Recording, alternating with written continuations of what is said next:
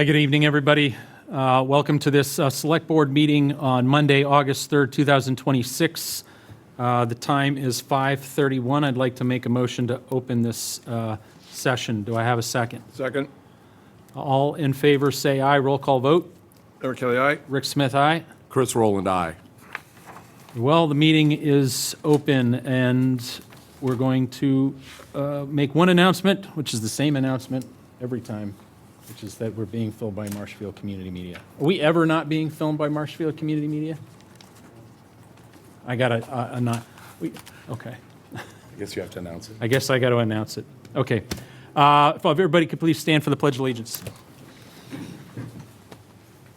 Pledge allegiance to the flag of the United States of America and to the republic for which it stands, one nation, under God, indivisible, with liberty and justice for all.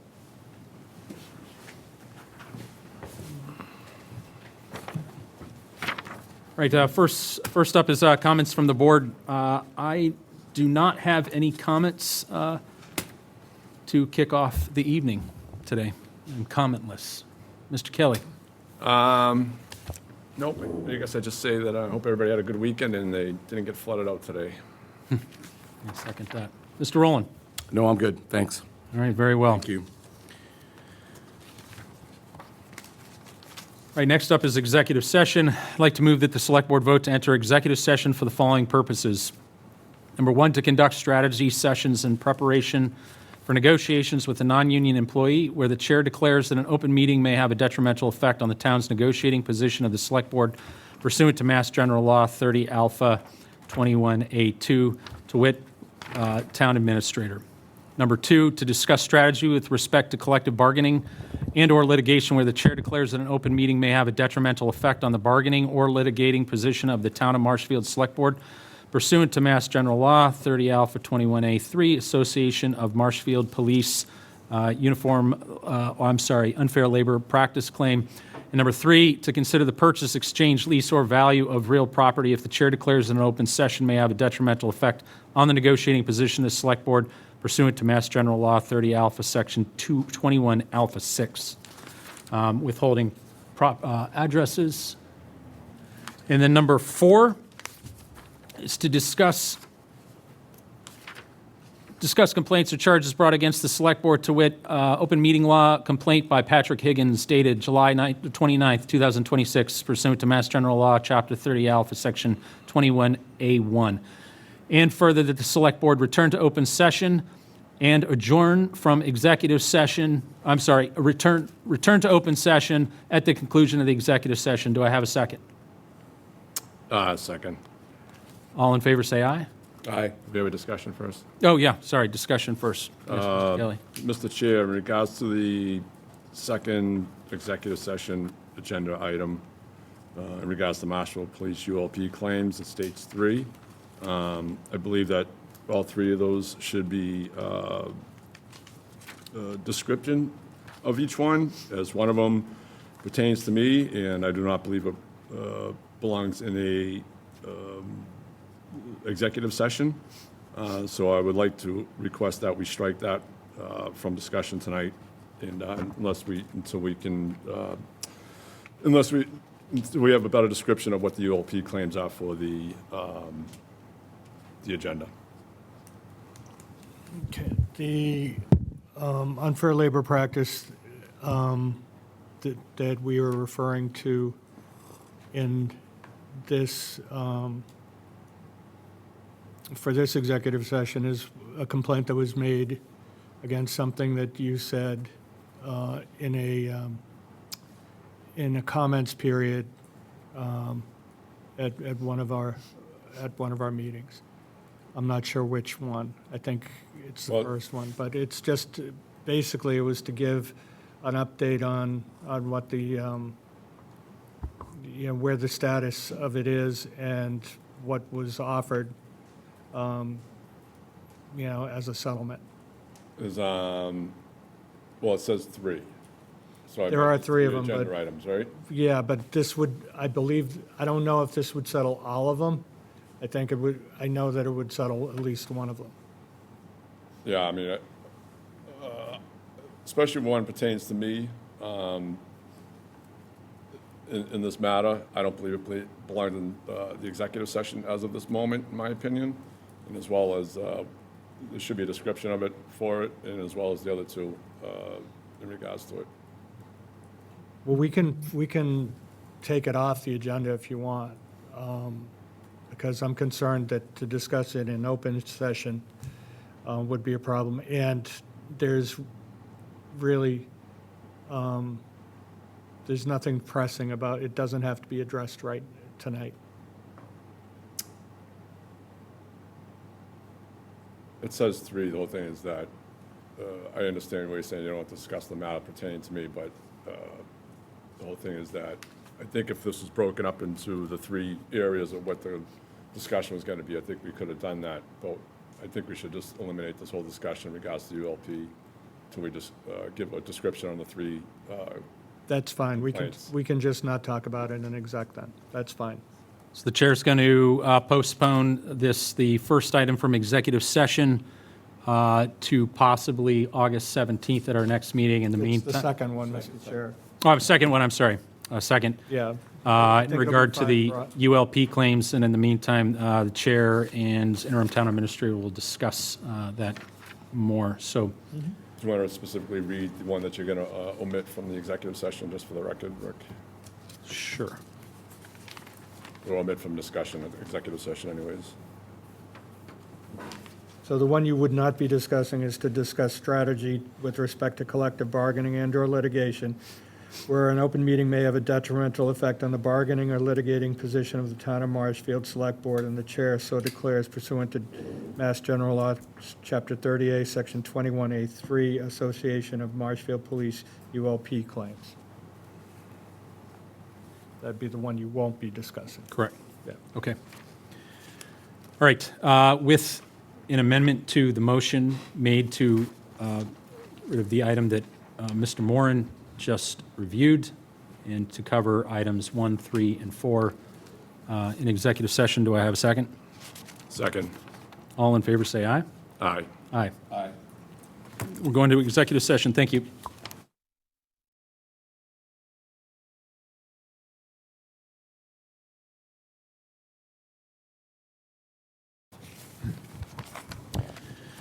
All right, good evening. I'm going to make a motion that the Select Board on August 3rd, 2026 at 6:43 PM re-adjourn to open session. Do I have a second? Second. All those in favor say aye. Roll call vote. Eric Kelly, aye. Rick Smith, aye. Chris Rowland, aye. All right, we are back in session. Town Administrator report. Nothing to report this evening, Mr. Chair. Thank you, Mr. Moran. Okay, we have a couple of public hearings. The first one.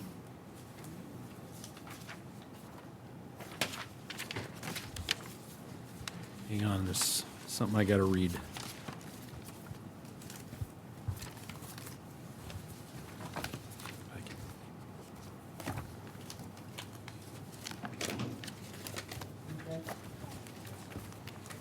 I move to open the public hearing on application for an annual wine and malt beverages license to EK Enterprises Incorporated, doing business as Train for Life. Edward Mazouk Kelly, manager of premises located at 8 Progress Way, Marshfield, Mass. 02050, as advertised. Do I have a second? Second. Any other discussion from the board? None. Seeing no discussion, all in favor say aye. Aye. Aye. Aye. Okay, motion carries 3-0. We are in public hearing. Mr., I probably did this last time. Mazzucchelli? Yeah, you did great. That's I did it? All right. I can't even say it yet. I've known him for 10 years. 10 years, I know. Okay. So we got together last time, or I'm sorry, the last time we met, we reviewed your application. There was a couple of questions that were outstanding, in particular in regards to the IPOR system. Yes, sir. And then also ingress egress of patrons in conjunction with youth at the gym facility. I want to say something publicly first, which is that when we did meet the last time, what I was unaware of is that the current facility that you have that operates is not the facility we're talking about. This is actually a brand-new facility. Yes. With a completely different ingress-egress routes than the existing one that you have, and obviously substantially bigger. Maybe you could tell us a little bit about that facility, since I was unaware of it. I don't know how much Mr. Rowland or Mr. Kelly know about it, but just give us a super high-level overview, and then you can talk a little bit about. It's different than the original, the original Train for Life. How are you doing? Yes, good. Yeah. Yeah. So it's a brand-new building. Oh, I didn't even know you got a building. That's good. Yeah. Thank you for making me not feel like I'm. No, when I watched the meeting, I thought you were still talking about your original location, so that helped. Now I feel like I probably should have made that a little bit more aware, but that's okay. Cool. We got here. So, yeah, the new building contains it's a significant upgrade from where we are right now. It's a multi-athletic facility, so we've got 2 full-size basketball courts, which will, during the day, will be pickleball courts. So we hope to, increase a volume of audience, different than a traditional gym setting. We still do have the gym that's on the other side of the building. The building itself is roughly 40,000 square feet. That's correct. So on the first floor, we've got, basically those 2 regular amenities, locker rooms, that fun stuff. The actual floor print of the gym is about 3 times the size of what we currently have right now, so just for us. And then upstairs on the mezzanine, we have the golf simulators. There's a women's only area, and then there's a huge lounge area, and basically a long railing system where you can view the basketball from basically the mezzanine area. So we tried to provide a lot of different things, both obviously from a business standpoint, but from the community standpoint. I'm sure there'll be other things that we can look into as far as, amenities and things like that, but that's kind of what we have the plan right now for. What we've come to the board for is, we realize that with the golf simulators, there's going to be, let's say, like a desire really for, people playing golf simulators to maybe have a drink or 2. We had discussed it, and we came up with the scenario that we presented to the board last time, which was the iPort system. And based on our discussions, we went and met with Chief Tavares the following day. He was very gracious to meet with us, and then the day after that, we actually did a tour with him of the facility, and I believe you guys have a copy of the letter that he wrote for his findings and on our, on the facility's behalf. In addition to that, we took into consideration Attorney Galvin's suggestion of line of sight being an issue as far as having people upstairs having a beer, and then not having somebody physically there to view that. So we changed that. The way we're verifying IDs and the way we're actually physically seeing that, we moved the check-in verification to the upstairs, so you can physically have line of sight the entire time while someone's there. So I think, unless you guys have any more questions based on what we talked about. Yeah, I wanted to see the second, so I did read Chief Tavares's letter, but I only have the first page of it. Do you have a copy of the second page? Yeah, we don't only have one. Yeah, I only have one. You have a full copy, don't you? Yeah, I do. I've got Okay, you want to share it? Yeah, sure. Thank you. I just want to give a summary for townspeople. Okay, so as you counted, sir, Chief Tavares did meet with you, and he advised that the following operational safeguards will be in place, including a full-time manager on duty on the second floor during all hours of operation and within 15 feet of the lounge and pouring area to monitor alcohol purchase and consumption. That the manager and attendant will be responsible for verifying customer identification before activating access to the dispensing system. And that's before every time, right? Yes. Yep. Okay. Yes, So if I go for a drink 3 times, I'm having to present it 3 times? Yes. Okay, Yep. thank you. That the check-in process will operate as follows. A guest scans a QR code located at the counter or beer wall. The guest creates a personal profile. They upload a photograph of their driver's license, and it takes a live photograph of them. That live picture of the driver's license and selfie are electronically verified using Amazon Recognition.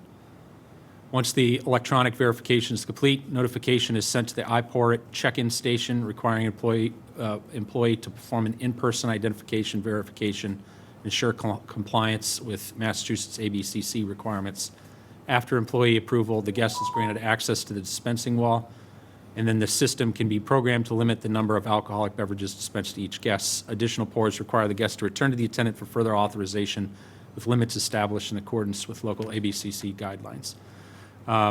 Chief Tavares did make contact with the Foxborough Police Department and spoke to Mr. Bob Bolger, where the town of Foxborough has 2 establishments that use the system, and they've had no issues on it. Chief Tavares said based upon his review of the proposed operations and the discussions with both the state and iPort representatives and his own personal inspection, he has no concerns with the proposed system, subject to the aforementioned items that we already discussed. Prior to the commencement of alcohol service, he will conduct a final site inspection and operational test, and at this time has no objections to it. Just question, do they have to go through the same process every time they go up for to use the system, or is it once and then it's just a? So it's once, so I guess basically think about it as if you were loading a card, right? Technically, it could be a bracelet, it could be an app, but once you load that, we limit it to, the guideline is 32 ounces of beer, and then we can determine the time frame on that. And we've talked about, a golf simulator, most of those people using a golf simulator is gonna be there roughly 2 hours, right? So 32 ounces over 2 hours, and then if they wanted more, let's say they decided they wanted to play another round, right? Then they would have to go through that exact process all over again. So get re-verified, RFID, and do that. Okay. I don't have any other further questions. Mr. Kelly? Thank you, Mr. Chair. Just reviewing the page where everything's checked off between LLA certification to 200 fee via e-pay, monitoring, transition form. I mean, some is checked off, but I don't know if everything's supposed to be checked off and it's been fulfilled. Can anybody speak to that? You guys, this page right here? I don't know what page that is. What is it? Page on the application? Oh, this is from the original package from last time and completion of all the different items in the checklist. Oh, okay. Do you want to see it, Chelsea? Maybe you can answer it. Was that it?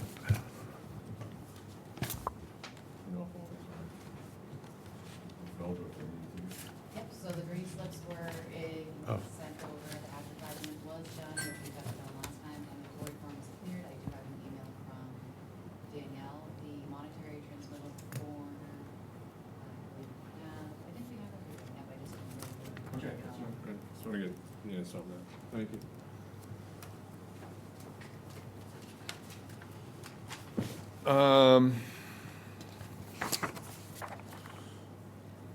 Page 5, looks like it's supposed to be signed, and it isn't. I'm not looking at what you're looking at. Yeah, so we you're- don't know what you have there. I will show you. Okay.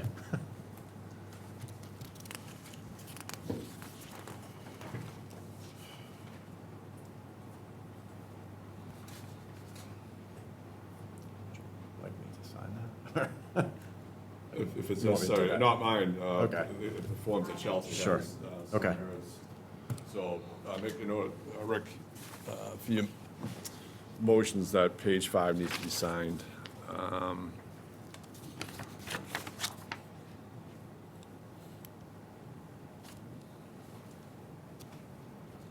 So on, there's no page number for this, so it'd be additional information. Utilization of beer and wine license There's a benefit to creating the right atmosphere within our new facility. All drinks be sold through the front desk. Where proper ID required and verified, we will be serving 4 premium beers, locally brewed, as well as 2 wines, 1 red and 1 white. All drinks will be contained on the second floor lounge and golf simulator area only. So was your initial plan to like serve drinks by human, or was it the whole the iPour thing? All iPour. All right. I know when I was going through this, and we spoke last time, I was like, I need more information on this iPour system, and I never received anything in regards to how this system works and all that and everything. I still would like to get that information. I've got the whole manual here if you want me to leave it. Or do you have that? This is for iPour, yes. We've been in close contact with these guys, the designer and all that. This is their installation process and how the whole thing works, mechanically. Oh, mechanically? Yes, it's how it gets installed and how it's all set up and what to expect when it's all. See, the only thing is I'm interested in is like how the system works. Like you said, you can program it and everything, but also what I'm interested in, especially in the day of electronics these days, in regards to people uploading their license and whatever other information. I'd like to know how that's all being retained, who's retaining it. I think my look at it is that before I could even vote to put this forward, I'd like to know that, because I also wonder if us as a select board would require you to post something in regards to how the system operates, so the consumer knows that, hey, when you enter the system in, with your personal information in, this is how it's being stored and who has access to it and everything like that. That's one area of concern that I would have in regards. Yeah, so that's what I was asking for it. And then on this one, I on your floor plan, looks like the lower level, you had some things marked off in cafe, and I was trying to figure it out, but in regards to, I think this is another floor plan. That might be the second floor I'm looking at. But I think some of those areas, I think what I was marking off, I think it's pertaining to where you're going to have the iPour system and where it's going to be at. But I'll be honest with you, my concern is that I know nothing. I can't speak for both of these, but I know nothing about the system and how it functions, operates, and all that and everything. And I don't know if there's anything else that we need to, without more information in regards to the machine, if there's anything else that we require. I mean, it's able to dispense X amount of alcohol, and how many, I guess, draft lines you're gonna run? 4. 4? Is that just beer?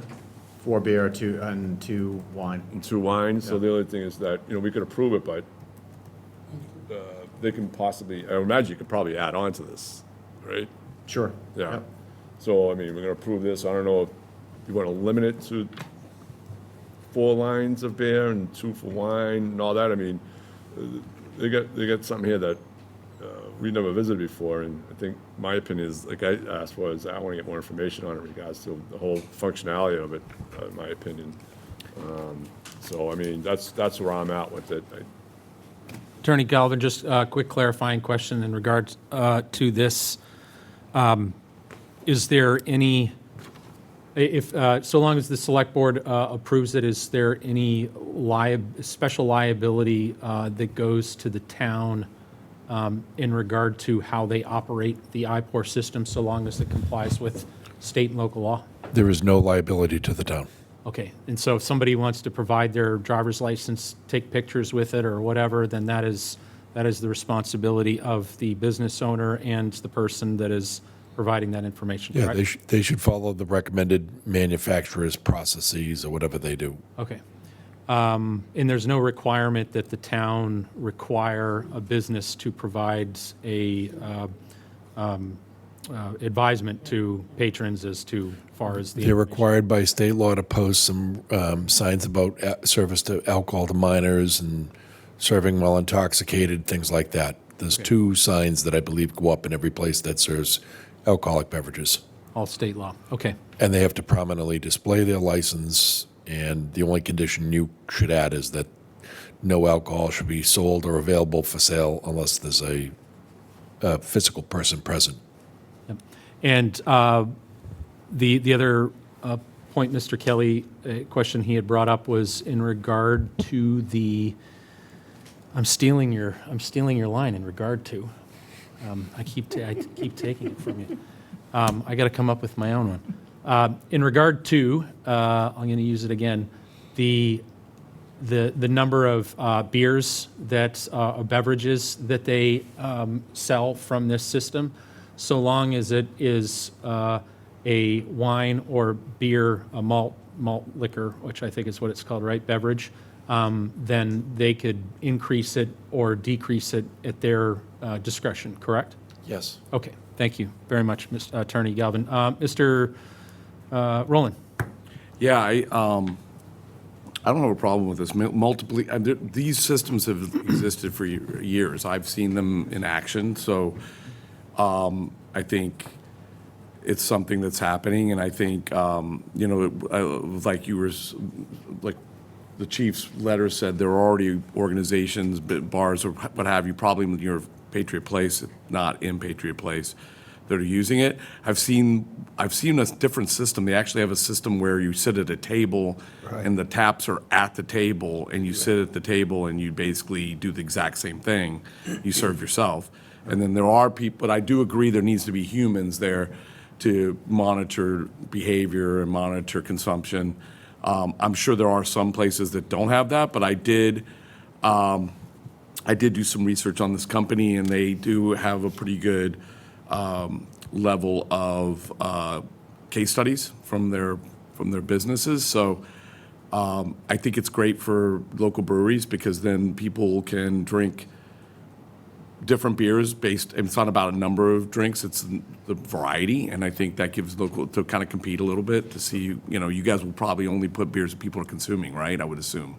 You're not going to have empty, full kegs just sitting there. If people aren't drinking it, you'll rotate, right? So that's kind of how it works. And ultimately, I mean, I didn't realize that you had built this system, and then I know there will be a number of people, especially for golf simulators, because then it's very popular in the winter, especially for golfers, and having another place locally to do that seems like a pretty cool thing. So that's about all I have to say.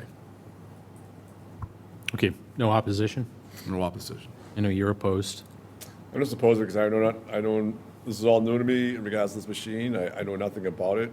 I'd like to get more information. I mean, the business plan sounds all right, it's just that I just don't know nothing about the system itself, and I to be honest with you, I can't vote to say yes unless I'm comfortable voting yes, and right now, without me knowing anything about the system and its capabilities and whatever else, I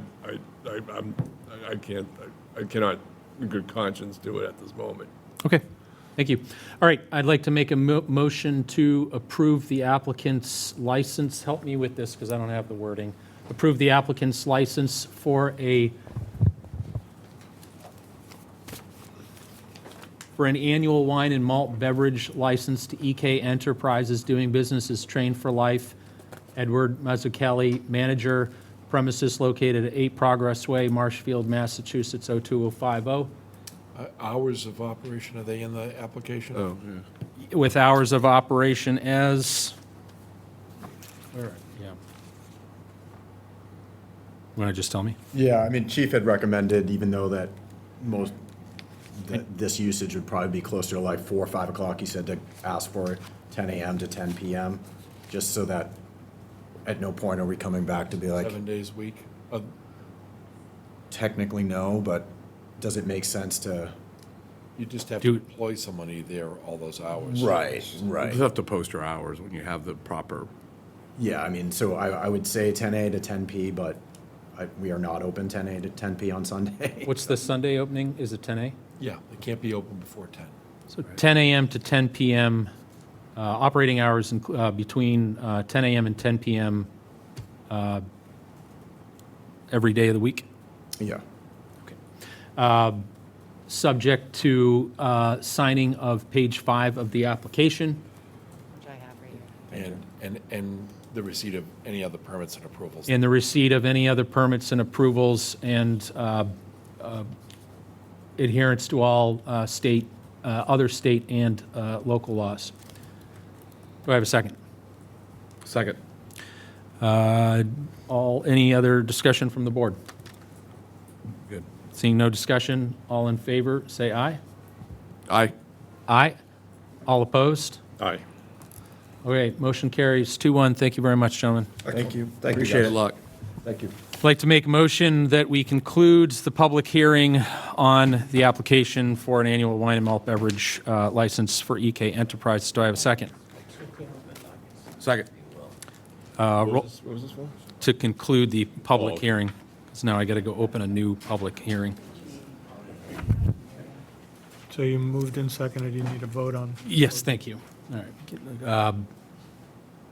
Any discussion from the board? None. Seeing none, all those in favor say aye. Aye. Aye. Aye. Okay, move to open the public hearing on application for a change of category conversion from wine and malt beverage license to an all-alcoholic beverage license to Hareko Steakhouse and Sushi, Inc., premises located at 57 Snow Road, Unit 14, Marshfield, Mass. 02050, as advertised. Do I have a second? Hi, how are you? Hi. Second. Hi. Is there any discussion from the board? None. None. Seeing no discussion from the board, roll call, I'm sorry. All in favor, say aye. Aye. Aye. This is in favor of opening up the Yes, Meeting. just new open the hearing, right? Yep. All right. Aye. Yep. Okay. Okay, What's that? Thank you. go ahead. Hi, everyone. My name is GNL. I'm the owner in the Hareko Steakhouse. For today and for the license. So I believe last time that we got together, it was several weeks ago, and Yeah. the issue is that we were missing a whole Newspaper. bunch of the paperwork. The newspaper Newspaper. was delayed. She Yeah. didn't post it, so she didn't have the full 10 days, so we continued it. Okay. But to the best of my knowledge, everything, she had all the paperwork necessary, and she got the abutters notices and the newspaper ad. So that was, oh, that's right, you're right, that's right. Okay, that was the only piece that we were missing. Okay, thank you.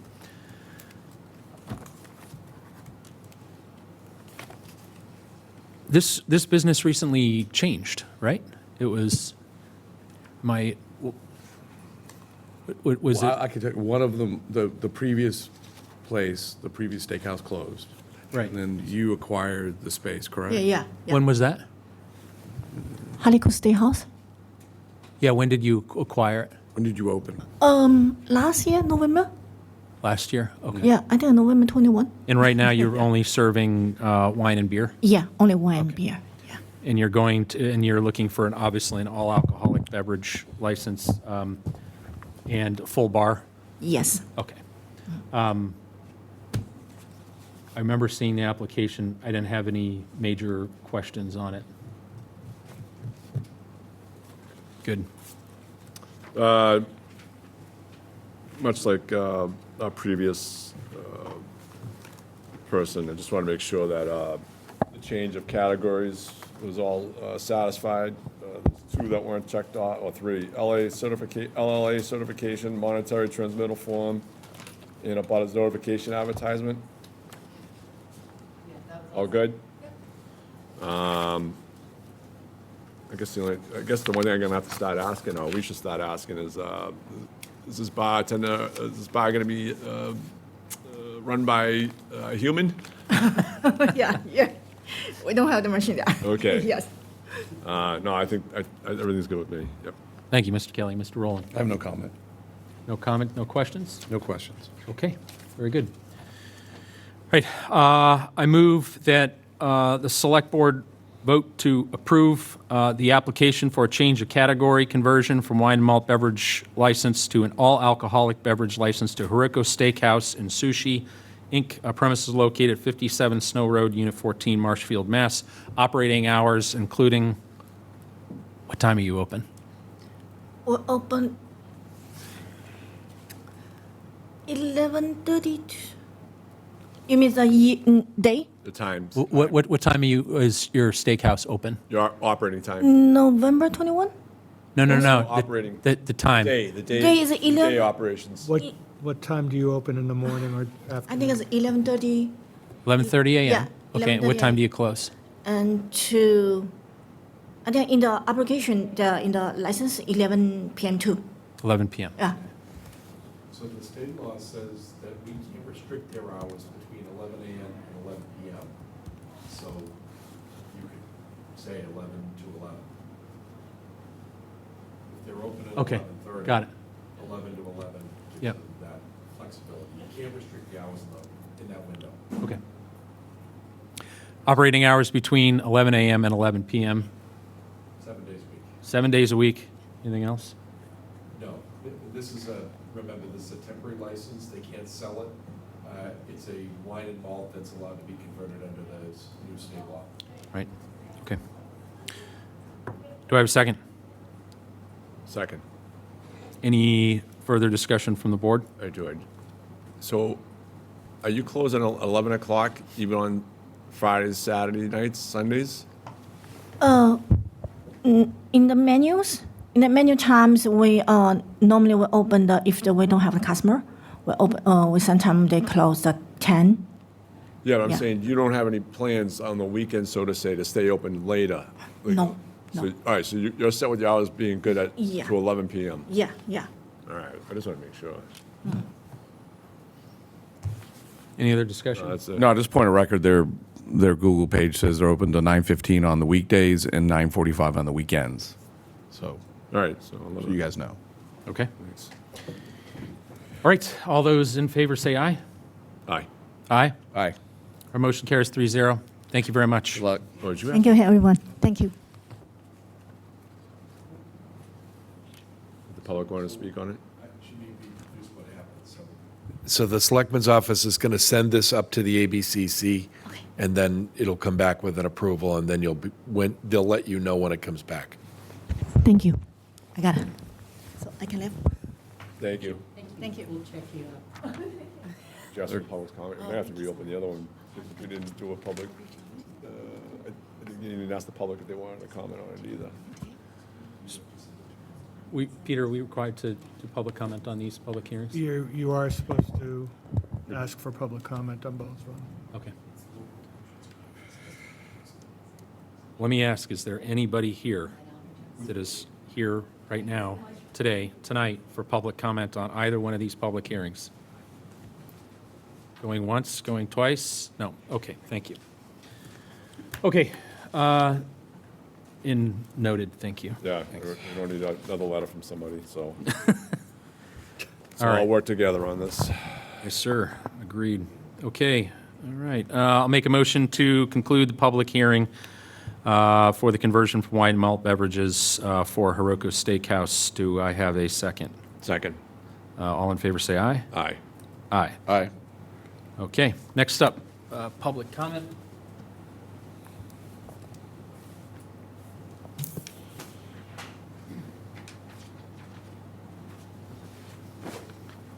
Nobody wants to talk tonight, huh? All right, no public comment. You disappointed? First. Okay, next up, we'll start with action items. We're going to, I'm going to pass on item number 1, which is a discussion vote for the citation for retired police captain Michael McDonough. We have a citation ready. I was ready to push that to a vote, but Captain McDonough is out of town and wasn't able to make it. I would very much like to bring him here and embarrass him with some thanks and congratulations and all of that. So I'm going to push that unless there's any opposition. No, Okay. that makes sense. All right. Item number 2, proposal to establish a 6-month communications improvement working group by Rick Smith. Could you pull up the slides, please?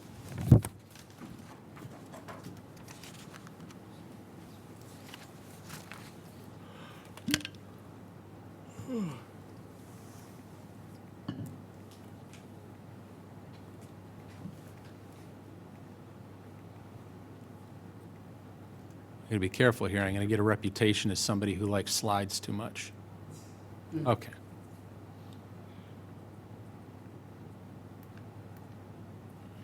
All right. This is just for discussion only. I just wanted to raise this to the attention of the board.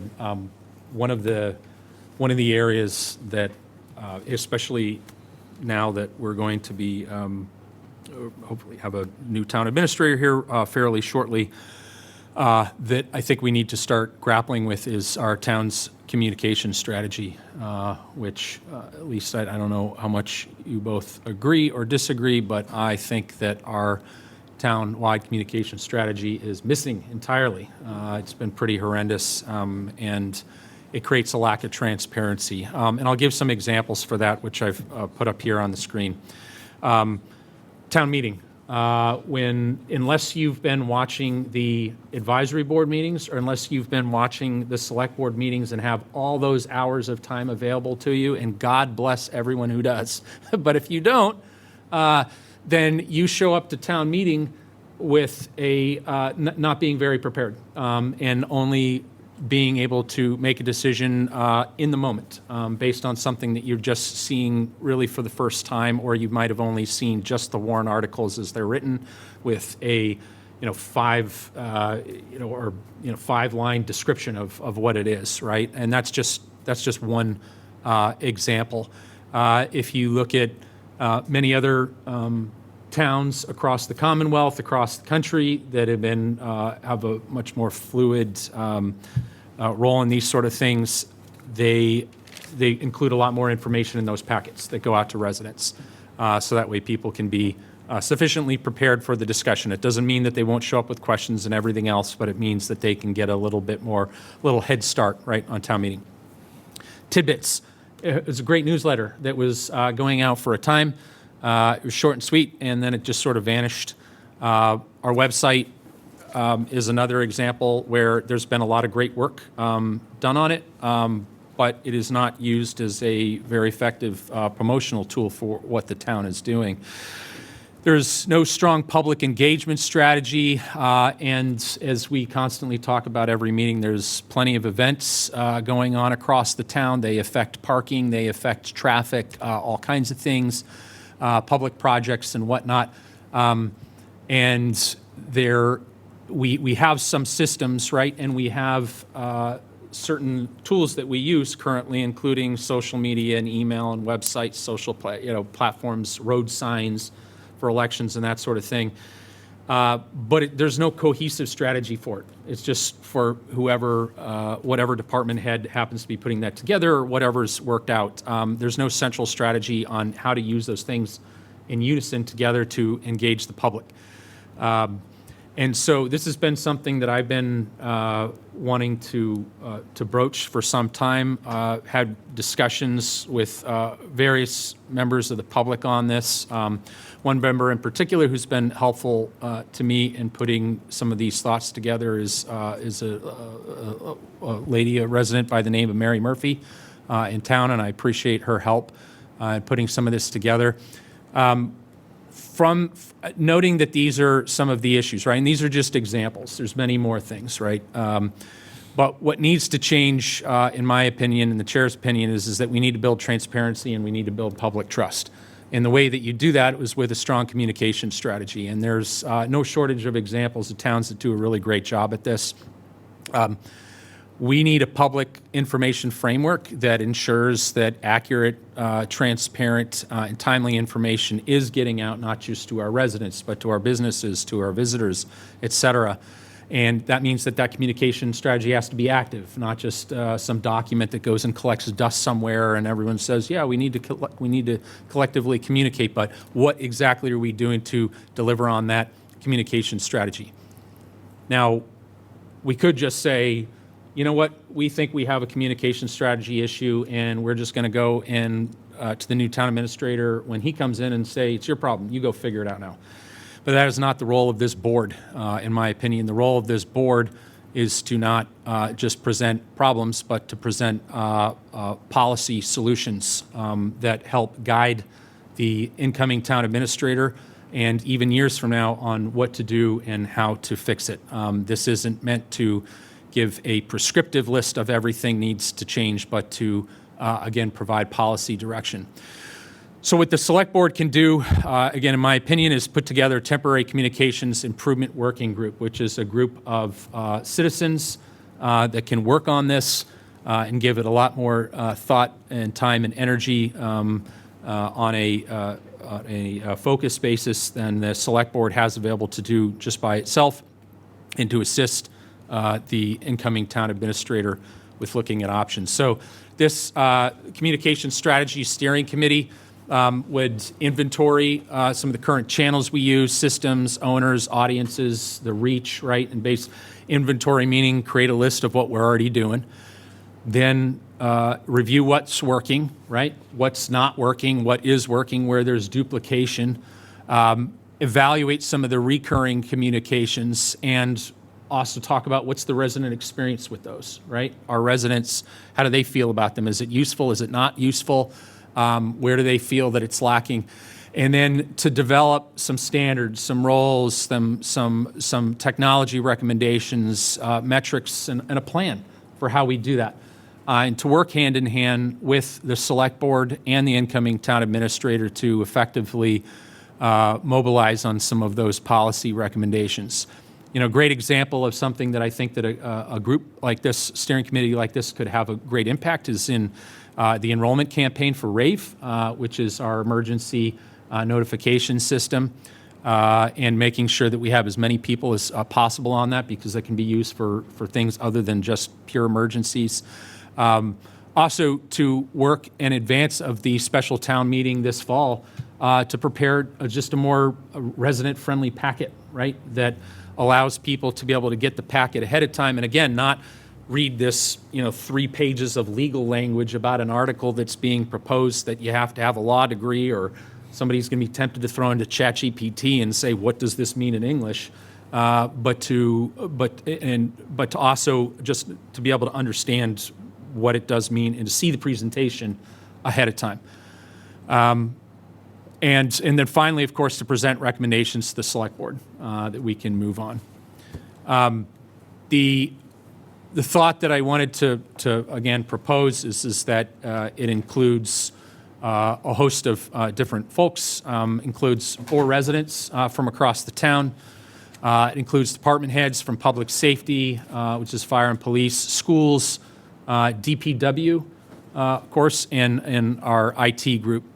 Also includes the town administrator. And so I wanted to put this forward for the board, get any initial thoughts and opinions on this, and then reconvene a discussion on this on August 24th with a final proposal to form a steering committee. So I'll open it up to discussion. I'll push it off first to Mr. Kelly. Thank you, Mr. Chair. So when you say town meeting warrants are brief on what they're asking residents to vote on, what is the issue there? Because we can't be printing full pages, I guess, getting into the details without us costing money at the end of the day. You can you can produce some larger materials for people that don't have access to it electronically, or provide a way for them to request it in paper, but otherwise provide it electronically.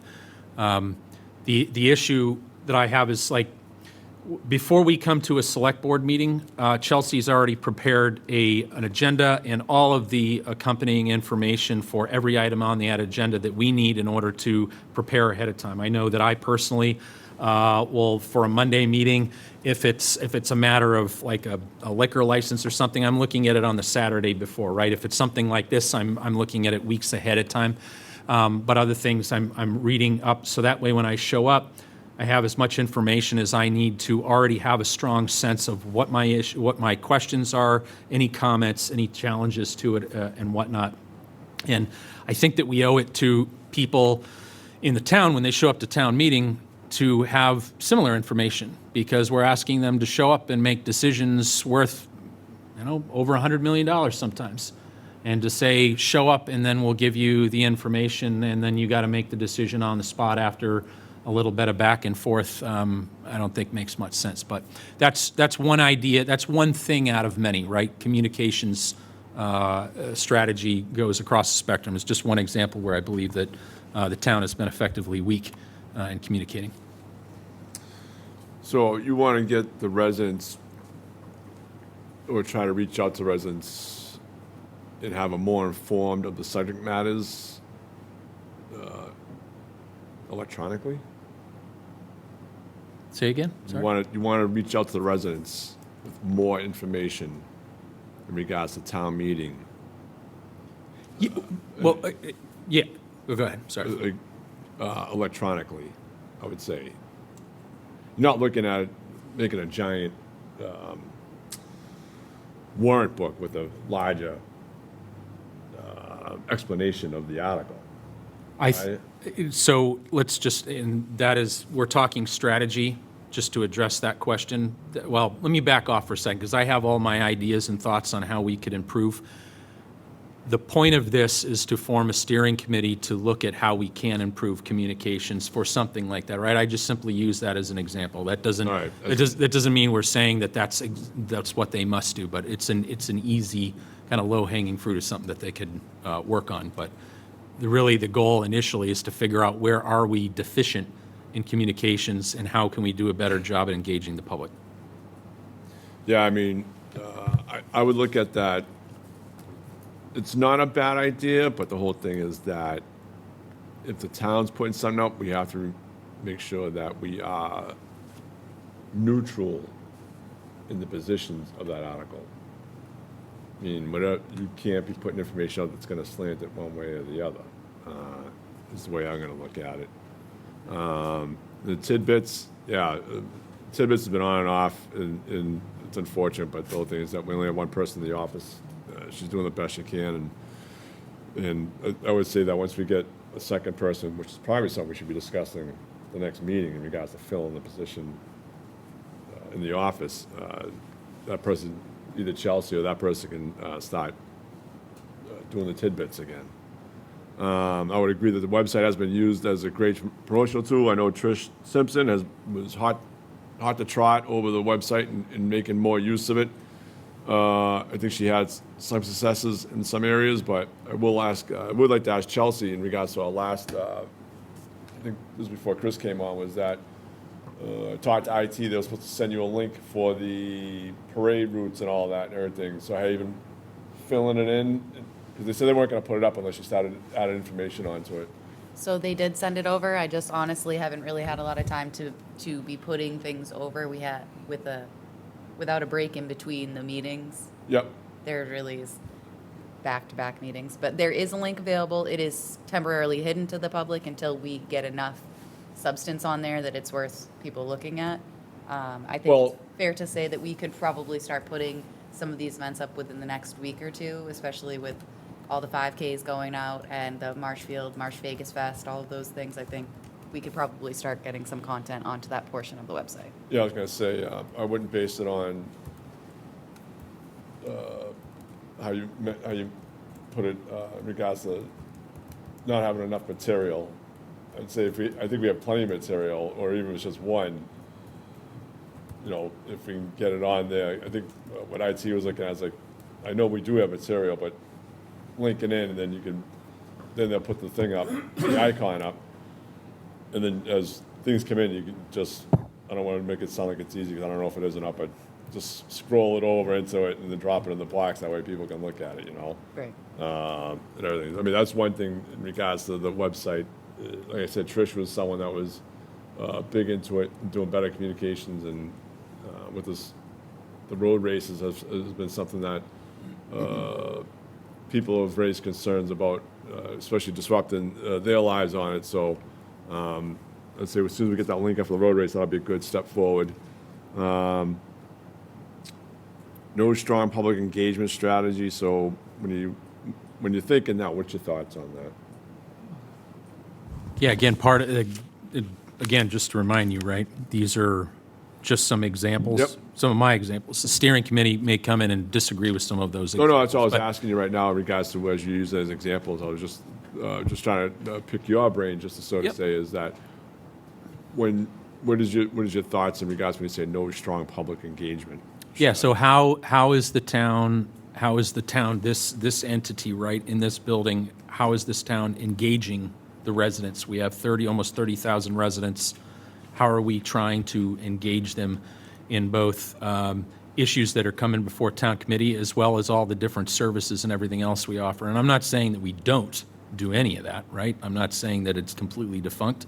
But there's a lot of information that we aren't sharing. We aren't being very active in sharing it. And it's more than just putting stuff up on a website and saying, hey, if you have any questions, just go to the website. It's all there. I think that there's ways that the town can use communication in order to be able to, again, enhance and build upon the trust that we look to restore with the public and increase transparency. And that's part of that engagement that we need to work on. I mean, I don't disagree with the transparency and public trust. I do think public trust, not just here in Marshfield, but around the country, is waning in regards to many issues that have been growing and building in regards to what's going on throughout the country. And I do think that transparency is very, very key in earning that public trust. So I do agree with that.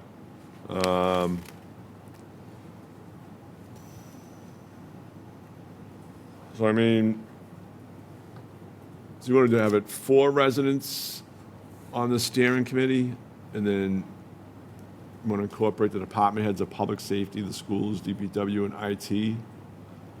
Correct. The town administrator would be automatically part of these committees if they so chose to join them as the ex officio. Why 4 residents, I guess, to ask? I was trying to keep the group limited to 9 people, but there's no reason why we couldn't expand it, right? I mean, the challenge is if you, I don't know, just pick a number, right, had 20. Now it becomes very, very hard for them to agree on anything that actually moves forward any kind of recommendations. So you don't want it to be too big, you don't want it to be too small. Yeah, I mean, when I look at it, anything over 7, technically 3. But anything over 7, I think, is a bit much. But I mean, like we were doing for some of the committees that we have, we added 2 alternate times, so there's 2 other people that can participate whenever the state gets around passing that and everything. So, Point is just to have 4 members of the community that participate in it, right? And then the department heads or their designees, from each one of these categories, each one of these groups. is this going to be a voting committee? The only thing that they're voting on is recommendations to make to the select board. They don't have any, All right, so there's going to be. It's advisory. They're just going to submit something to us to take up. they're steering, they're advising, they're providing their recommendations and thoughts and advice. Whether or not we act on it as a board or the town, or in conjunction with the town administrator, is up to us. All right. No, I'd go for it. I'd be interested to see who applies for it. So I don't see no harm in it. Mr. Rowland. Thank you. So, yeah, I absolutely agree with this. I mean, ultimately, anything like a communication strategy, if we feel, I do feel that it's challenging, right? I mean, people are very busy, and I do feel that we have tried, the town has tried to, especially on fiscal matters, done a pretty good job of making sure that data was on the website and people knew where to go to find it. But I also think that people consume content in very different ways. I mean, some people do it, analog, and they write and they read newspapers in print. Some read the exact same content online. It's not that the content's any different, it's how people consume it. So I think it's really important to have people feel they have a seat at the table and be able to poll the other people in their town and find what's the best way to get this information to them. I do believe people need to take initiative, and you can create all kinds of ways for people to consume things, but if they don't take the initiative to go get the content and consume it and educate themselves, it's a battle. It's going to be a battle. And as someone who worked in communications and media for a long time, I can tell you it is one of the toughest things about it, because we're being challenged constantly for brain, for a portion of your brain and what you're consuming, and you're being bombarded on a regular basis by thousands of messages a day. So I think this is a great start. I think this is ultimately just for us to be able to put a steering committee together, have the right people. I'd love to see them do something like create some kind of survey that they could send out to the town via text or email. I mean, we do have people who have opted into text messaging from the town. There would be a great way to do that, but that would be something for this committee to come up with. So I'd love to see what they come up with and recommend to us, and then, get started in some ways to make different improvements in the way that people get the content for all parts of the town. I know people appreciate the information from our public safety when we're having storms and things like that, and I think they would appreciate other things like that and make it easy for them to consume that and be informed. An informed citizen is a great citizen, so that's my point. So I'm for it, definitely for it. Thank you, Mr. Rowland. Yeah. All right, we'll reconvene this discussion at do we have a meeting on August 24th? We do, don't we? Or do we not? 17th. Tentatively for the 17th. I know the 17th we have one, but is the 24th, we can't? That would be a week after. So Yeah. it would probably be 2 weeks after, right? Well, it all depends. It didn't have to be. How much work we got piling up on us. I mean, that's generally, I think, how you should look at it, is that the agenda is growing. We need another meeting in less than 2 weeks, then. Yep. Okay, so the meeting following the 17th, which I anticipate will be the 24th, but that's still TBD. Okay, Yeah. Cool. Leave it as an option. all right. Next up, discussion and vote on potential contract with town administrator.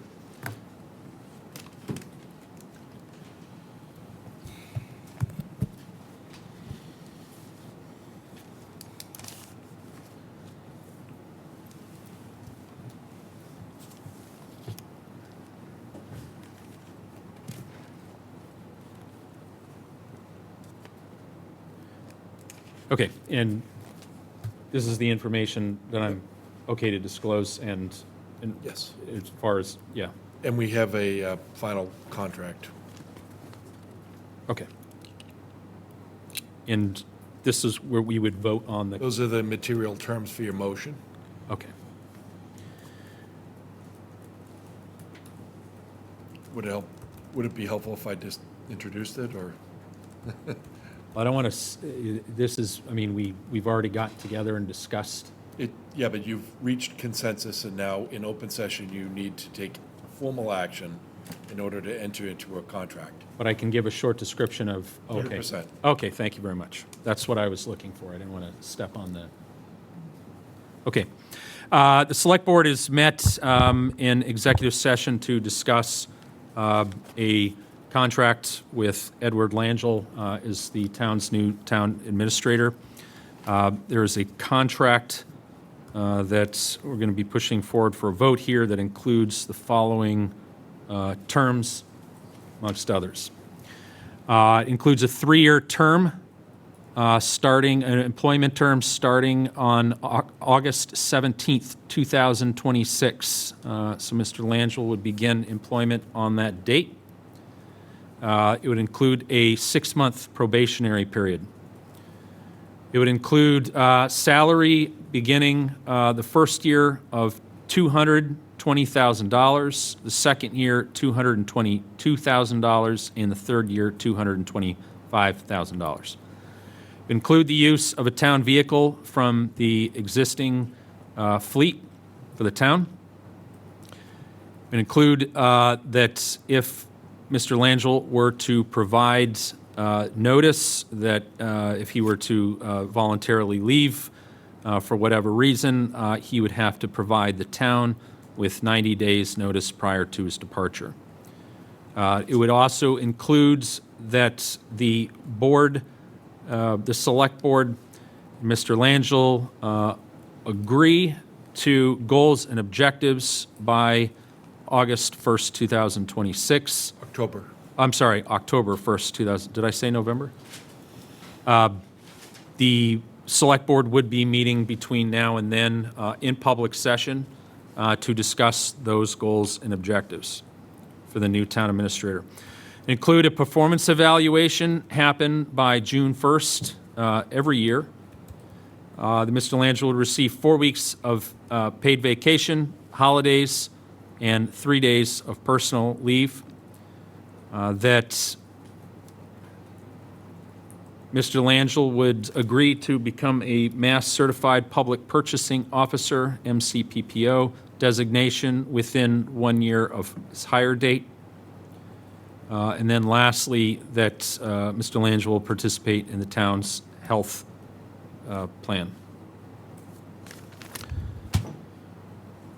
So now we just move to a vote?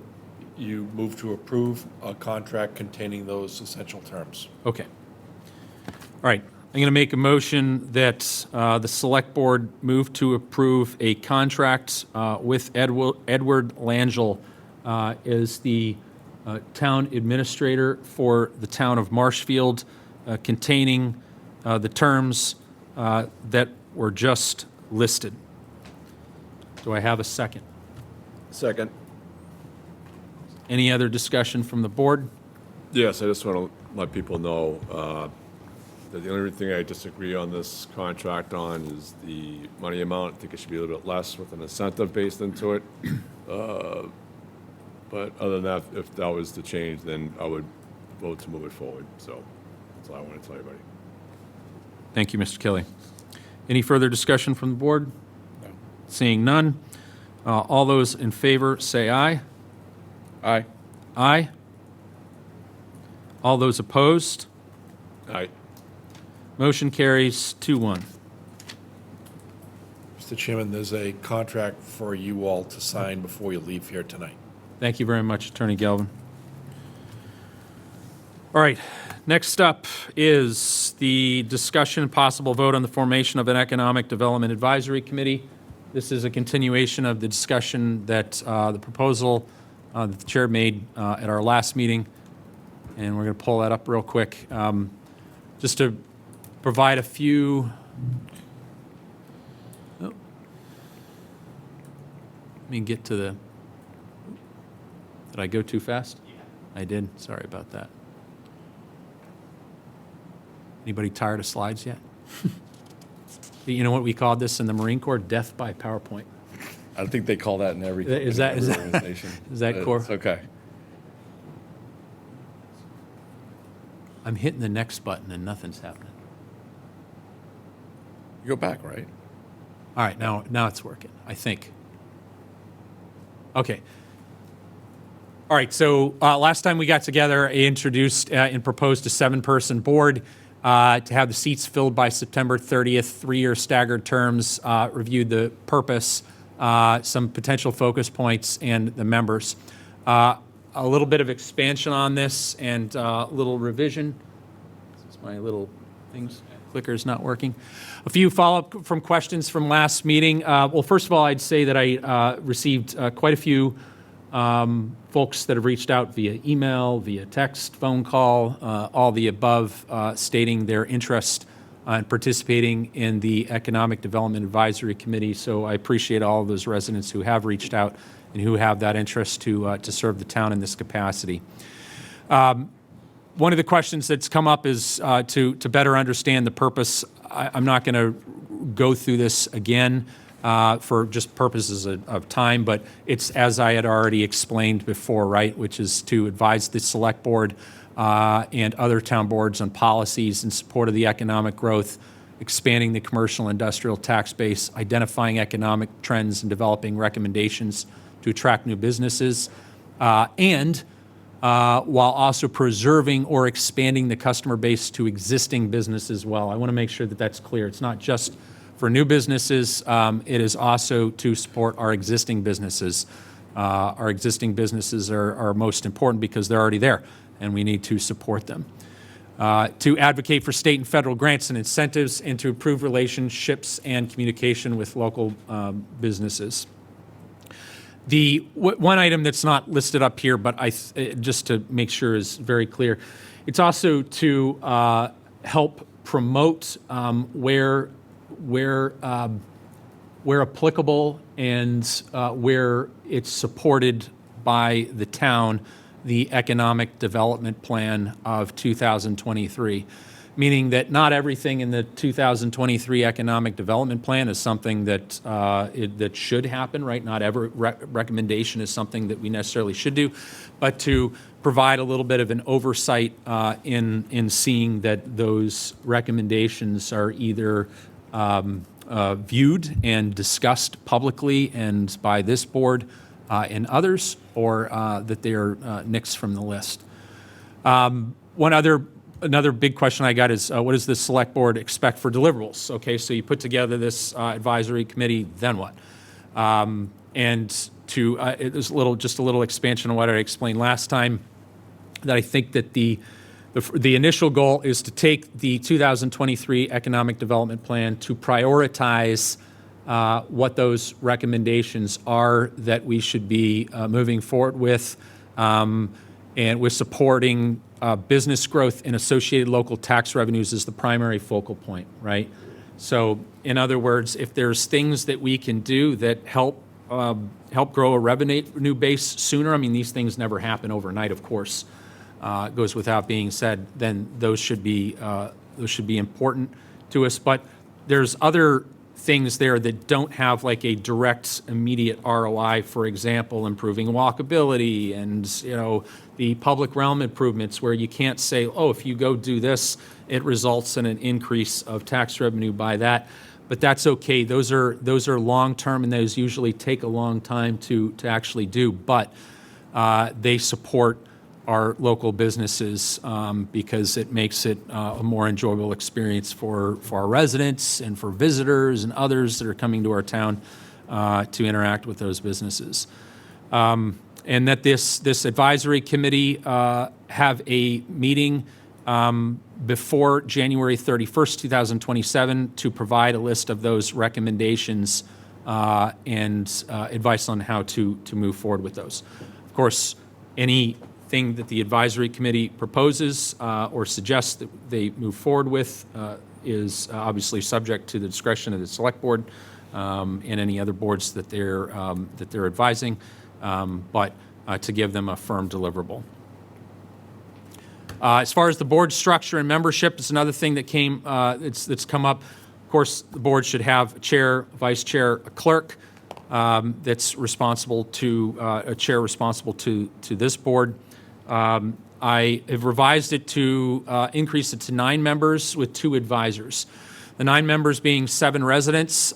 Small business owners encouraged, but I want to make sure that it's crystal clear that you do not have to be a small business owner either within the town or outside the town to participate and have a role on this advisory committee.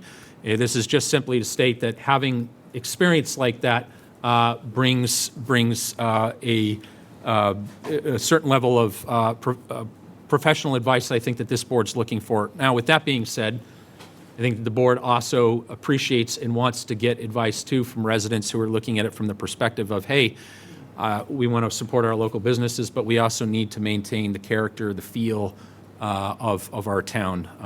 We're not trying to build a metropolis here. To have a representative from the planning board and to also have a representative from the Chamber of Commerce. So that's in the Chamber of Commerce, which represents all, one association in our town that represents all businesses. So a total of 9 members, and then 2 advisors, one from the DPW and one from the planning department. And again, because if there's two groups within the town that certainly have a large impact on things like public realm improvements and other things that we could do to support our local businesses, it's these 2. And for some reason, I repeated the select board expected deliverables. Maybe I meant it with a punch. But anyways, that is that. That's my update. Wanted to see if there was any further discussion and if the board was ready to take a vote to form this committee. Mr. Kelly. Thank you, Mr. Chair. Can you explain revenue from business growth means less taxes for our residents? Yeah, that's right. So if you think about it, right, the more revenue that the town realizes from our small businesses, local receipts, et cetera, that means that it's revenue that we're not having to try to make up through vis-a-vis property taxes. So it wouldn't necessarily be less taxes, it would just be, It could be, though.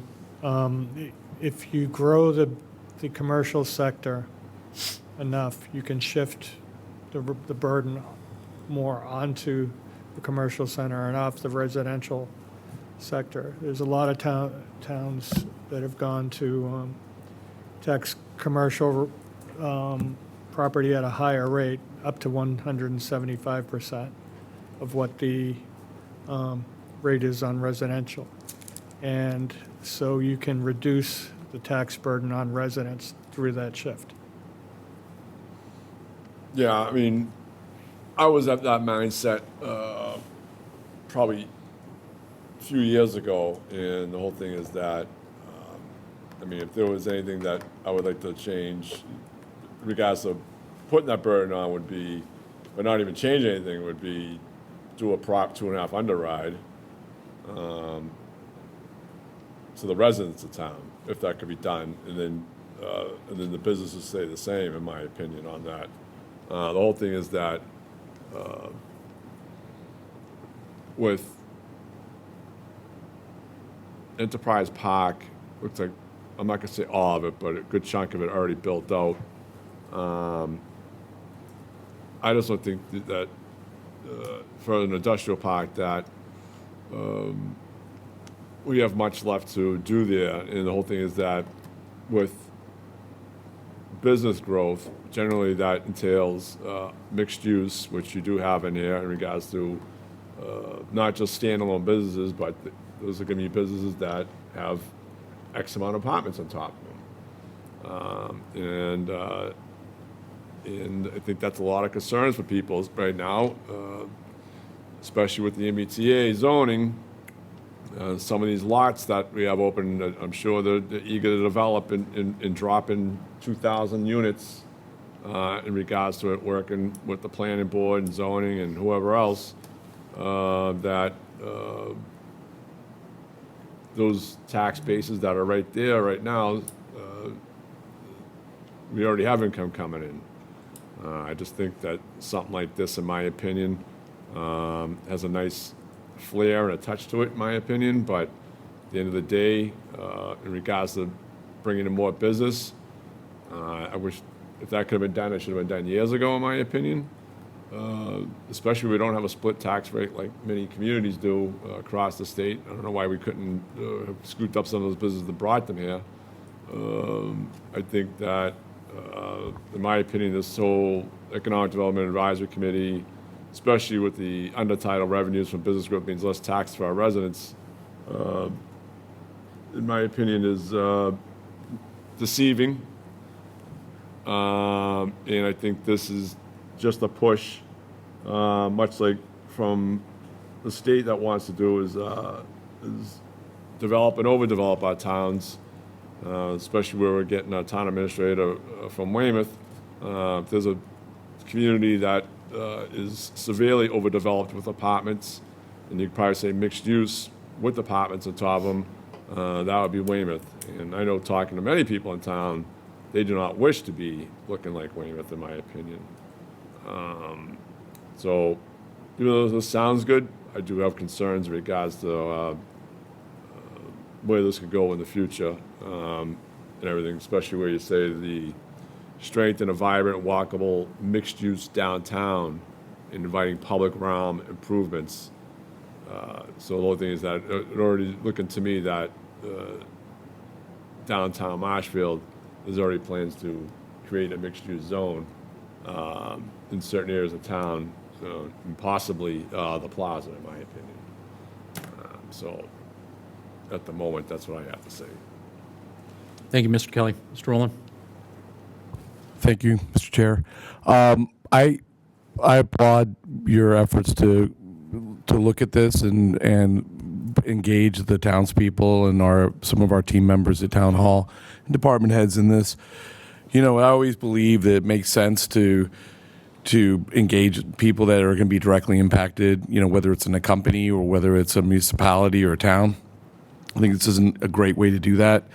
Something that I've heard in all the years that, you know, I've been around and been involved in this town and other places is that involving people that are directly impacted is a great way to get what they're thinking about and just come up with ways to do that. And I find in towns people are always thinking about, oh, that's just going to raise my taxes, that's just going to raise my taxes. But I've always believed that you can't cut your way to profitability and you can't just put all the burden on the tax people. So I think it's important to look for ideas and engage people who are, frankly, are smarter than me A lot of them are. They're business owners, they're leaders in business outside of Marshfield that happen to live here and enjoy Marshfield, would have a lot to offer and a lot of things to recommend that could potentially work. And none of that would ever happen without the select board's approval. And, I think it's great to engage as many people. Good ideas come from very different people and from all over. You don't have to be a C-level person sitting in a big chair to make a great idea and bring it to the table. So I think it's great. And I think this is something that I would get behind. If we went through this entire process and found that we're awesome and that we have great, we have the perfect amount of business and we have the perfect amount of retail and the perfect amount of restaurants and everything else, then great. Then this was a exercise that showed us we're in great shape. If we get through and the entire committee comes up with some great ideas that we can employ and we can do, and they make sense and they will help us generate revenue for this town, I think we should do it. I should we look into it anyway. So, there's no harm in people volunteering their time to help make Marshfield better using the tools and the expertise they have developed over time. So that's where I'm at. Thank you, Mr. Rowland. I'd like to move for a vote that the board vote to approve the formation of an economic development advisory committee consisting of 9 members and 2 advisors, 9 members including 7 residents, 1 representative from the planning board, and 1 representative from the Chamber of Commerce, 1 advisor designated from the DPW, and 1 advisor designated from the planning department. Do I have a second? Second. Any further discussion from the board? Yes. Look, we're all, I agree that generating revenue, but I think we all know in this town that we have a spending problem. And I think we need to get that under control because any revenue that we generate, especially the way we're spending now on certain things, that it's just going to get pissed away, even if you create that. Even if you created, let's say, a mixed-use department and say it's going to bring in X amount of that money, people have already looked at that money and already taken it. The whole thing is my look at is that I think to do any favors to the citizens of this town, the residents, especially where it is a large household community versus business, I think we should be looking at a Prop 2.5 underride in order to give the residents a break on their taxes and considering ways of increasing revenue without destroying the character of this town in the process of it. I think that's probably one of the biggest concerns with a lot of people right now, especially with the pending override question that'll be presented on September 1st to the residents. That even whether that passes or not, we should seriously be looking at a Prop 2.5 underride and doing a favor to everybody in this town, and especially controlling our expenditures. That's all I have to say. Thank you, Mr. Kelly. Just a couple more comments from me is that the purpose of this advisory committee is not to promote housing. It is to promote business and business growth, economic growth that is in keeping with the spirit and with the spirit and the feel of the community and nothing more. Revenue and expenses is a 2-part equation. It is not a 1-part equation. It requires both.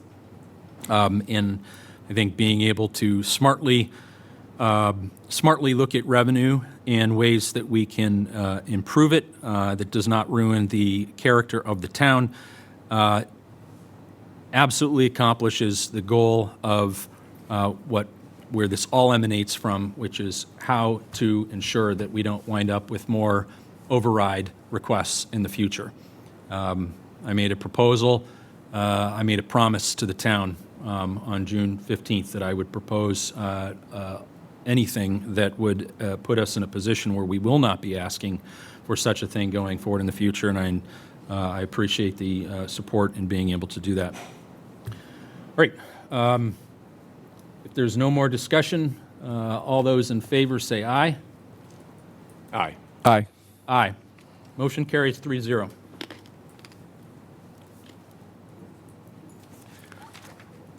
Okay, the next item on the agenda, this one will be short, is last meeting. Can I go, nope, can I go back? That's it. Yep. At the last meeting, we discussed I proposed a no new operational override after 2026 pledge that went over financial forecasting, schedule, budgeting, public reporting, getting a new clicker where the next button works, revenue sharing, funding for new facilities and expansion of existing facilities and limits on that, funding of the South Shore Vocational Tech that does not require an override, and performance audits, as well as a commitment for no new operational override requests. I told you that I was working on the language for such. I wanted to give it to you. I'm going to give it to you right hot off the presses here, not if I can find it in my pile here. I'm not looking for any comments or questions right now, but I just wanted to, I can't discuss with you unless we do it here publicly. So here it is on the agenda. Them's the rules, man. The rules are the rules. So I wanted to commit on my promise. I'll give this to you and ask that we'll add it to the agenda for August 17th to reconvene the discussion and talk about the specifics in here. Thank you. Okay. Do you not have this down for a discussion? No. I just put discussion. All right, so we can't discuss it. I mean, you can discuss it. But I figure I don't want to, I'm just giving it to you, so, but if you want to, All right, so what you're saying is that this is a whole lot more added on to what you have here. well, it's the details, All right. right? Because I gave you kind of a walkthrough, but I wanted to actually get you the actual MOU document and be able to present it to you without violating open meeting law, so here it is.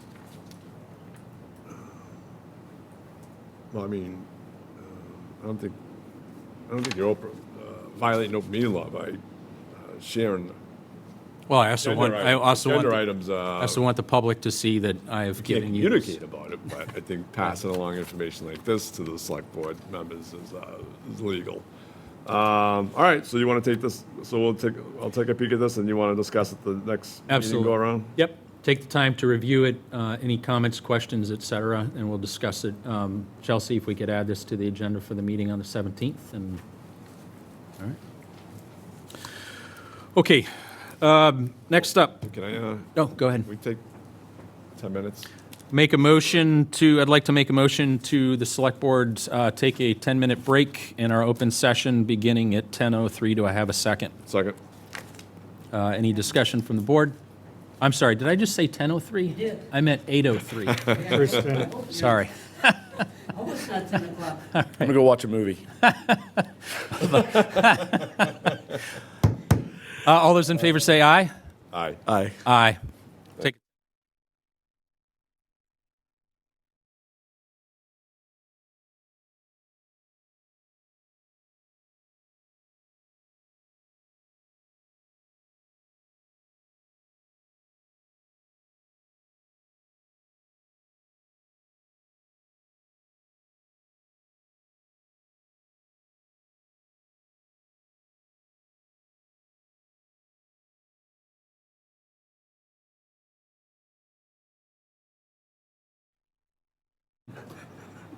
We on? Okay. We'd like to make a motion that we reconvene our select board meeting August 3rd at 8:13 PM. Do I have a second? Second. Any discussion? None? All those in favor say aye. Aye. Aye. Aye. Okay. We're going to move on next to item number 6, discussion and vote on a temporary entertainment license for Cars and Copters LLC. We have representatives here from Cars and Copters LLC in case we have any questions. Okay, so the Town of Marshfield Select Board received an application for a temporary one-day entertainment license for a charity auto and aviation event called Cars and Copters, held at the Marshfield Fairgrounds on Saturday, September 26th from 12 p.m. to 6 p.m. Entertainment will include a jukebox, amplification system. They estimate 3,000 to 5,000 people attending.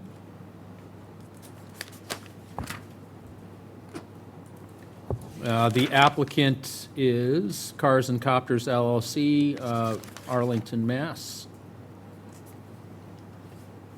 Limited event hours for the daytime, as I mentioned, 12 to 6 p.m. There is a traffic mitigation plan for vehicles. There's collaboration happening with public safety. You should come on up for the next part. It says a helicopter landing and flight path over a wooded area to dampen potential noise. You can tell us a little bit more about that. And there will be a tent that hopefully doesn't get blown over by the helicopter. This will be probably a food. good item to note. It's the second year of this event at the fairground, so it has happened once before. All right, why don't you tell us a little bit since you came here, and is it me, or this is the first time that this event's happened? Yeah, it was last year. Oh, was it last year too? Last Okay, I year missed was it. our first year. It's a charity event. We raised $30,000 in our first year for Cops for Kids with Cancer, Boys and Girls Club of Marshfield, and Camp Jabberwocky. And so it's a one-day car show. Last year we had approximately 600 show cars. And then we work with a helicopter company to provide short tours that people can pay for and sign up for. So one, note that we worked with public safety on last year was we received a few noise complaints earlier in the day. So we worked with them in real time to mitigate the issue during the day and change the flight path, which solved that problem. So that was the one note that we put in the event application, that we already have a plan in place for that for this year. Where are the helicopter tours of? Is it a Marshfield? Yeah, it just loops kind of over the fairgrounds across the flight path now goes towards the back, towards the wooded area. Yeah, it goes over the bridle path and towards Clay Pit Road, the commercial area where that's, very usually It's like a closed on 5-minute Saturday. Yeah, tour at most. yeah, Okay. about a 5-minute helicopter ride. Excellent. So we can't fly to Braintree over Peter's house and find out why he isn't here. Okay. We can arrange Yeah, whatever. we could ask. yeah, We can do that? We can arrange it. A little diversion. All right. I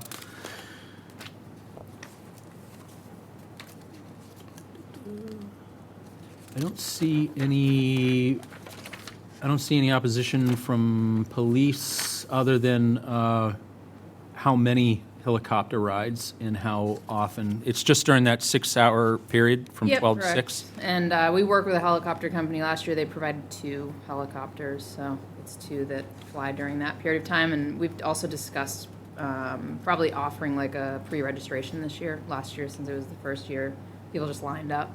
But one way we also figured it would help kind of know how many rides we have scheduled to pre-sell it as like a ticket. These are smaller aircraft. It's like a Robinson R-44, so it's not a larger helicopter. Those are static displays, like Medflight would be a static display. Helicopters of the smaller nature for the tours. It's not, any large craft. Okay. And you've been working in conjunction with the Marshfield Police Department in terms of their support of and approval of routes and traffic? Yeah, we have, Yeah. yeah. We have a traffic pattern that worked well last year. It kept the queue of cars off the street pretty quickly, so we didn't really have any issues with the intersection of South River and Main or anything like that. Okay. Just a question for council.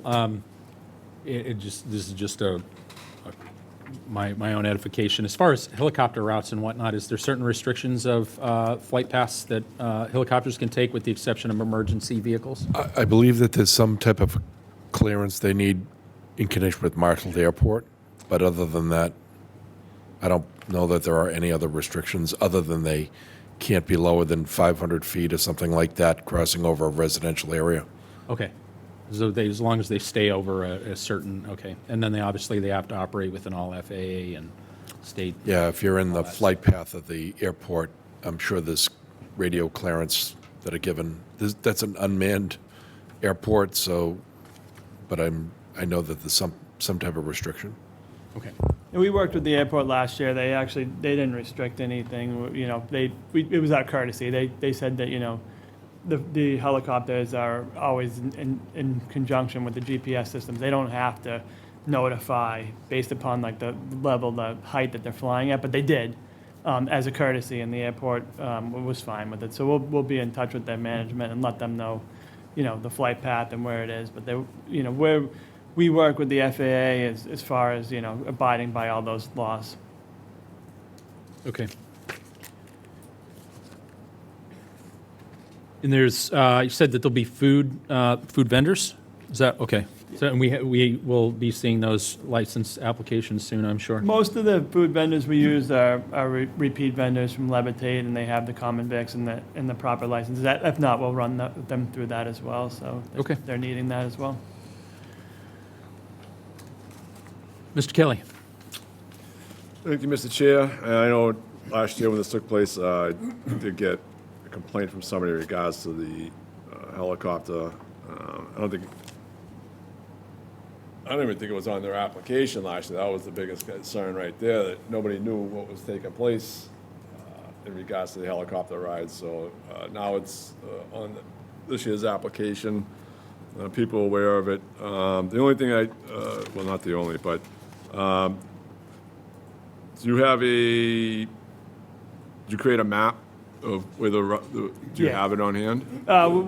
Basically, we do create a rough map, but it also depends on the wind direction. You can't, you know, fly into the wind with the helicopter. It can't take off in that direction. So you have to mitigate it. So we would have multiple ways to take off, but the flight path, we can get you a copy of that. We would take off either to the left or the right in the back lot of the fairgrounds, then we would circle around towards Clay Pit Road. But we can give you a general direction. Yeah, I mean, let's put it this way, not me knowing, but understanding what you're saying in regards to wind and I guess how much and all that's going to play a factor in it. But yeah, if you could send over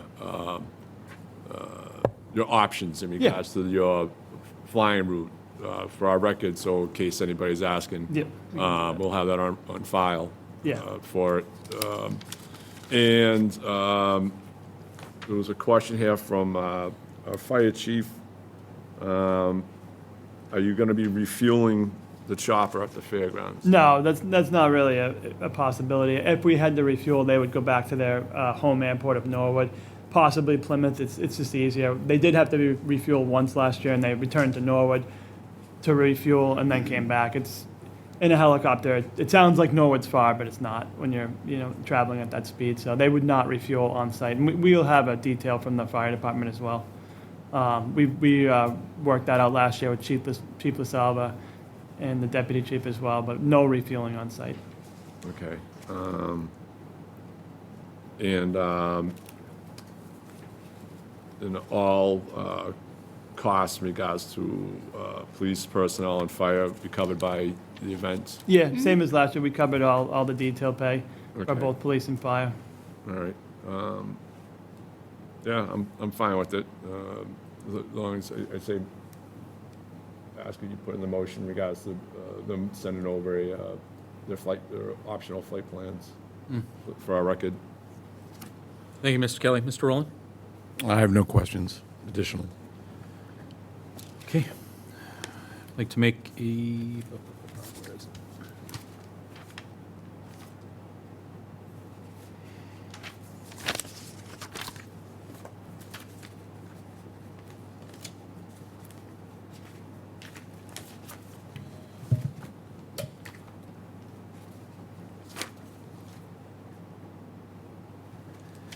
Move that the board vote to approve the temporary entertainment license to Cars and Copters for their application for a charity auto and aviation event held on Saturday, September 26, 2026, between the hours of 12 p.m. and 6 p.m.,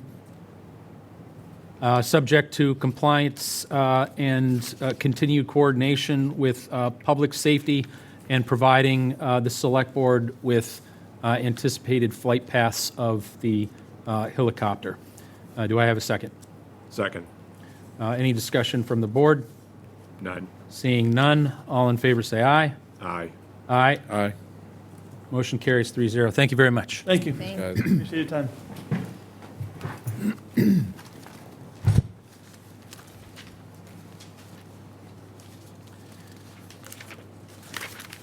Okay, next item is number 7. Chelsea, discussion on increasing select board fees. Chelsea, I understand you have a presentation, and we have a clicker that is fantastic. And I have it. Just kidding. Just a little dig at our IT. Is that a guy. different clicker? No, no, she has the same. Oh, I was going, we have multiple clickers. I'm just Just the one. All right. Hi, everyone. I am here to talk about the fees with you. I just want to start by saying that this is a very data-heavy set of information, so I tried to boil it down to be as easy to understand by as many people as possible, and my fancy PowerPoint skills. So are you telling us that you did this whole format? Oh, every bit of it. Yeah. I sat at It home. looked good. I'm very proud of myself, honestly. Congratulations. Are you patting yourself on the back? Yeah, I certainly will. So here we go. All right. Wow. See? So we're going to start with the annual common victualler licenses. The town of Marshfield currently charges a fee of $25 annually for common victualler licenses. Typically, we have about 33 annual common victualler licenses, and the town collects roughly $800 in fees. With a proposed increase of $25 to $50, brings it in line with comparable surrounding towns, the town could bring in roughly $1,600 annually, which is an increase of $800. There's Situate, Norwell, Weymouth, and Cohasset on the right-hand side of the screen, just to show you what some of the comp towns are. To be clear, I did consider many more in this, but there's only so much room on the screen. Then we have annual peddlers and fortune tellers. The town charges a fee of $100 annually for peddlers' licenses and $2 annually for fortune tellers' licenses. The pictures beside that, the blue ones are for the peddlers' licenses, and the green ones are showing comp towns for fortune teller fees. Typically, we have 60 annual peddlers' licenses and 2 fortune teller licenses, and the town collects roughly $5,900 in fees, with a proposed increase from $100 to $150 for peddlers' licenses, and an increase from $2 to $50 for fortune teller licenses, which is in line with comparable surrounding towns. The town could bring in roughly $8,850 annually. This is an annual increase of $2,950.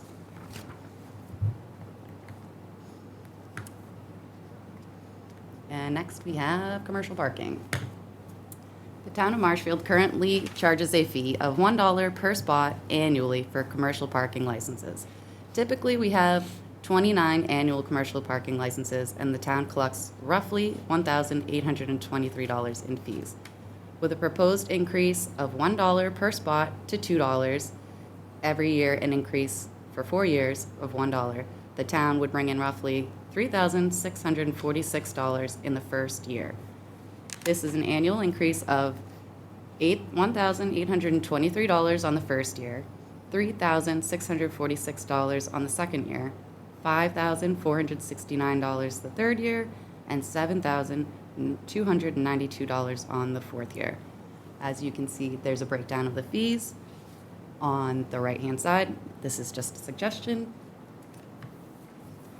Now we've got the easy stuff out of the way. And we're going to move on to alcohol licenses. There are a variety of alcohol licenses, and the majority of these licenses are not standalone licenses.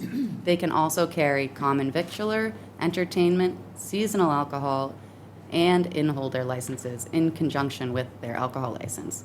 There are 46 annual liquor licenses, and they bring in roughly $64,850 annually. Most surrounding towns also charge for changes in licenses and administrative fees for the alcohol licensing. With a proposed increase, which I will show you in the next page, the town would collect $92,000 in fees, which is an annual increase of $27,150. On the right-hand side is a breakdown of where our current fees sit. All alcohol restaurants is $1,500. Restaurants, wine and malt is $500. Packaged all alcohol, $1,800. Packaged wine and malt, $1,000. Club all alcohol is $1,000. Vet clubs are $500. Seasonal all alcohol is $1,000. Seasonal wine and malt is $500. In-holder alcohol is $1,500. farm or brewery and pourings like Stellwagen, that's $500, and a temporary one-day alcohol license is $50. This next page is going to show you comparisons from Marshfield, Situate, Norwell, and Hanover. So you can see where our fees line up in comparison to other towns. And this is, once again, this is not an exhaustive list. I do have more if this is not enough. The one thing you can see right off the bat is that most towns do charge for changes in licensing fees, even if it's just a flat fee for all of them. So that's worth considering. And on the next slide, this is where our fees are and a proposed suggestion of increases. We would be increasing most of our fees by $500 with the exception of the Veterans Club alcohol. I just put $100 because they're our veterans. We're not trying to take them for everything they have. And then last but not least, we have the common fairground, the fairground common victualler licenses. The town of Marshfield currently charges $10 per booth for fairground common victualler licenses. Last year, we had 61 fairground common victualler licenses, and the town collected roughly $610 in fees. Even with an increased fee from $10 per booth to $20 per booth, the town would only collect $1,220 in fees, which is an increase of $610. I would propose eliminating this fee altogether. I could not find record of any town charging fees like this, such as Brockton or Kingston, that also have fairs similar to the Marshfield Fair.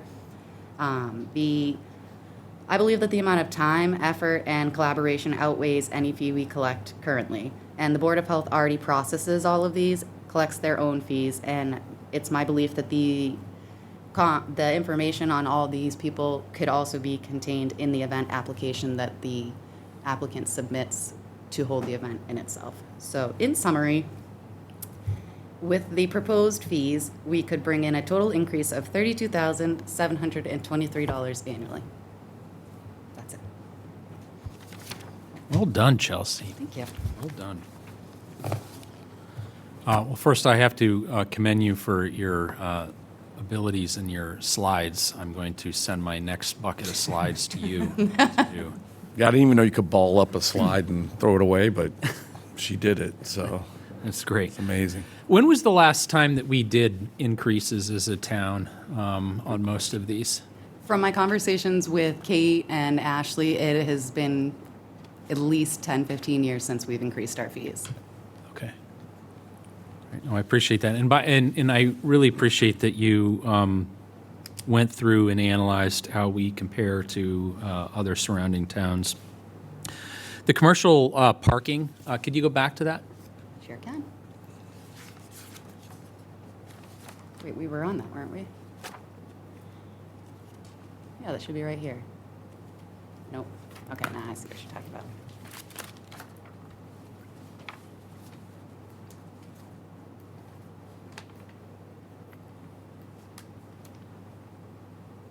There we go. What is is there a similar comps elsewhere in the South Shore to compare against this, or is that a little bit more? I couldn't really find any other towns that charged for commercial parking. I think Marshfield is pretty unique. Oh, really? in that fact. Interesting. Okay. But I mean, other places, other towns, do we have, I'm sure there's, well, there are, this is for a commercial parking license. Yeah, Yep. not for a parking spot, okay. Yeah, so there's a little bit of a difference between this type of parking and then the commercial, the residential ones, because this one, they will get this license for the whole entire year, whereas the residential commercial parking only gets them for the period that the Marshfield fairs are open. And I don't know if you kind of dove this deep, but on commercial parking fees, but seeing there's no other comps, how would you compare what the fee is to the total expected revenue for a spot for the person that's actually parking cars?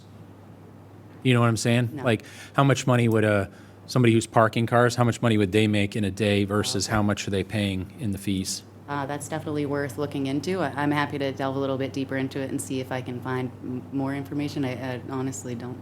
The only reason I'm asking is, and I'm not trying to figure out how we can, increase from $1 per spot to Right. $15 a spot or anything like that, but it does beg the question of why $2 versus $3 or Right. maybe even $4. So that's kind of why I suggested maybe like a step increase over a few years, just so that we're not instantly slamming these residents who've been paying this very same fee consistently for years. They know, oh, I have 39 parking spots, so my fee is $39, and then next year we triple the fee, and they're like, that's not worth it.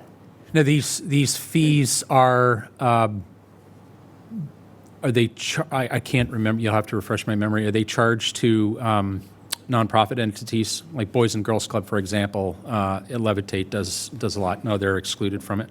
So, nope, Levitate is covered under the Marshfield Fairs annual. These are just specifically for the residential commercial parking. These $1 fees. Yeah. These are just for the homes that are impacted by the fairs. This was the town's way of saying we recognize that this is an imposition and this impacts you negatively, so maybe you can make a little bit of money off of it. Right. Yeah, and I appreciate that. I want people to know too that Right. that's one of the big benefits if you live next to the fairground, is knowing that you can do that, and this helps offset some of that inconvenience realized by the craziness that occurs. Okay. All right. Thank you, Mr. Kelly. Thank you, Mr. Chair. Since we're on commercial parking. All right, so the commercial parking, Chelsea, what you're telling me is everything revolving around the fairgrounds?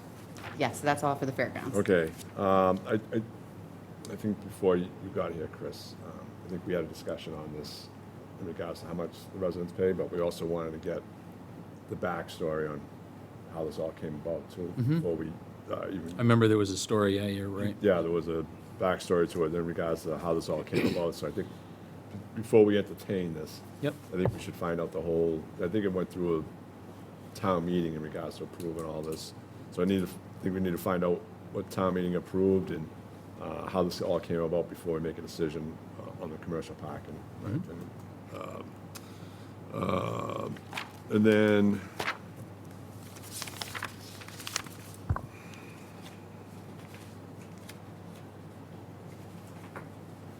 I get the papers apart. All right, so $25 annually for common victual licenses. Refresh my memory, Chelsea, in regards to the common victual. Those are the people that can sell anywhere in town? So a common victualler is like a Dunkin' Donuts. It's like a common business that is around town, doesn't move.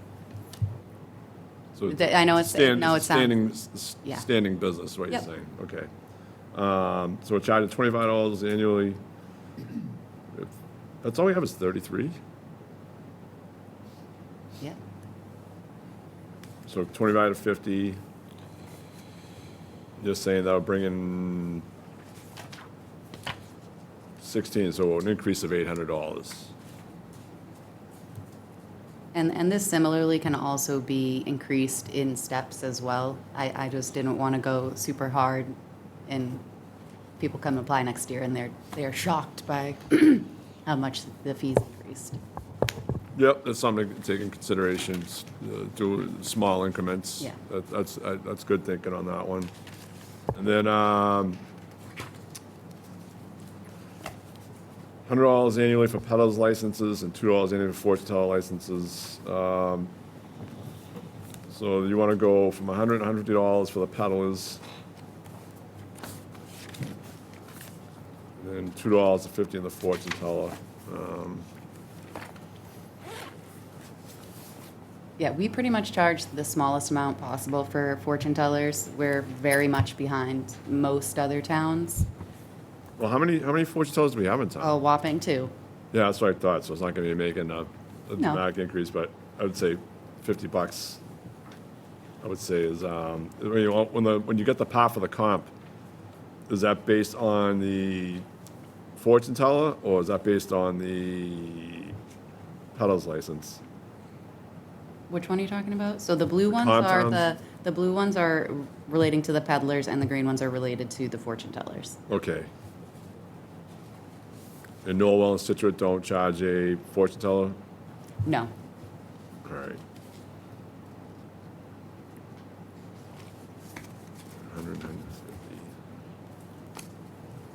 And I do have a bunch of, like, I did print out all of the paperwork for the research, so there's all the information on all the towns and their fees and all that, so if you'd like to look at the supporting stuff, I do have that, I'm happy to share with you. Let me ask you, both of you, are you guys looking to make a decision on this tonight? No, It's just up for discussion, this is just not a up for vote. discussion. Yeah. Because I'm happy to take as many questions, and then I can work on getting some answers, so if I need to come back in front of you, I can give you some more clarification next time around, and maybe you'll be comfortable voting on it at a later date. No, I know Ashley and I, earlier this year, worked on this, and the whole thing is that there were certain aspects of it that, especially with the alcohol licenses, I was kind of reluctant to increase. Do you mind explaining to me why you're reluctant? I think anybody that goes out knows that they're already paying quite a bit for alcohol right now, just going out and everything like that. And my look at it is that it's increasing the fees is obviously going to drive up the price probably per pour, in my opinion. So that's why I got reservations about increasing the alcohol license fees. I could possibly maybe just a little bit, but I don't know about what you have down here in regards to your suggestion. I don't know if your suggestion was what we were considering earlier this year in regards to what we put down for numbers, so. I do think it's worth considering that a lot of the people who own restaurants here also own in other towns who most likely charge more than us, and I'm sure that they're able to accommodate that fee, so I don't think that increasing the fee 30% is going to drive them away. I don't even think it's... No, but I mean, just look at that, put more of a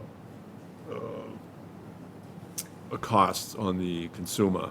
Do you think that it's possible that these things could be part of like their tax write-off because it's part of running their business? Well, let's put it this way. I guess I'll have to ask a few people and see if we go up in these fees, is that going to drive you to raise your prices? And if so, how much? Because if Yeah. it's like 10 cents a pour, I'll pay 10 extra cents. Yep.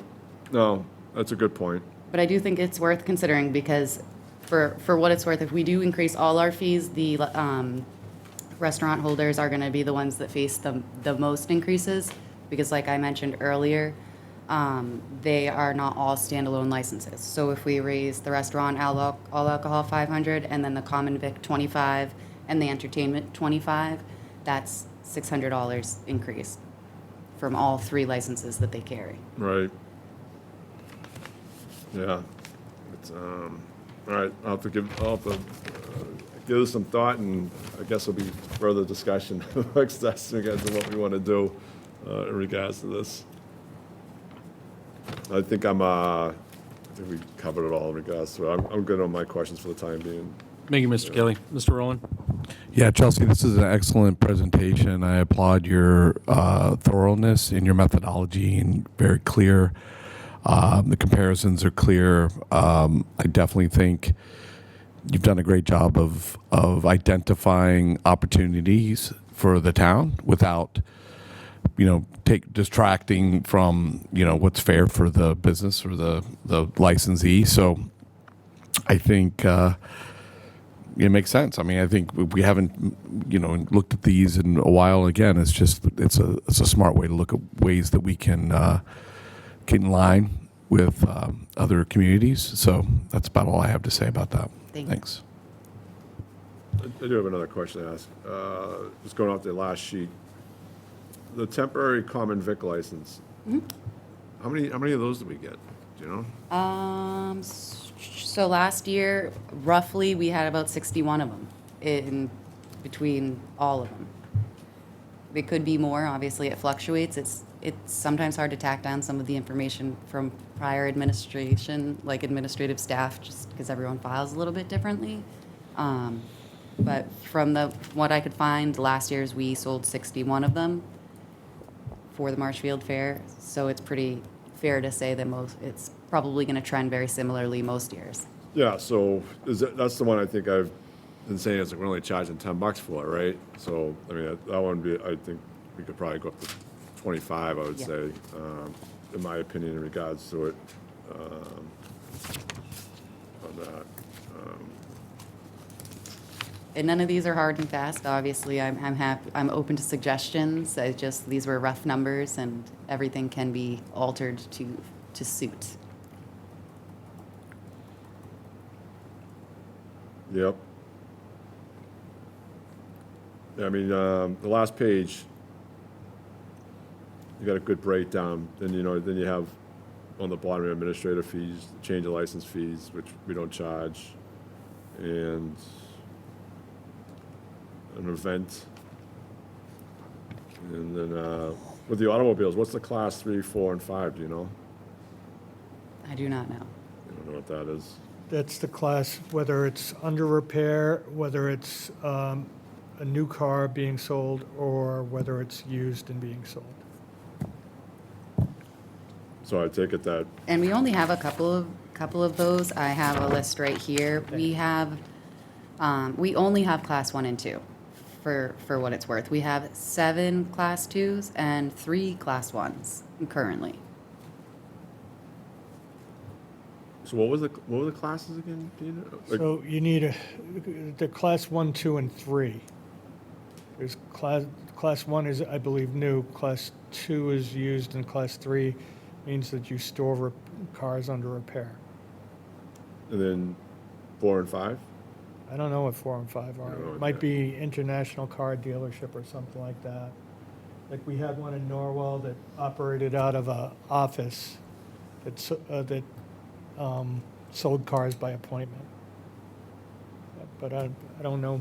I didn't know there were 4 and 5. And those are most likely on that list because, like I said, my comp list, which I didn't supply to you, has several towns on it.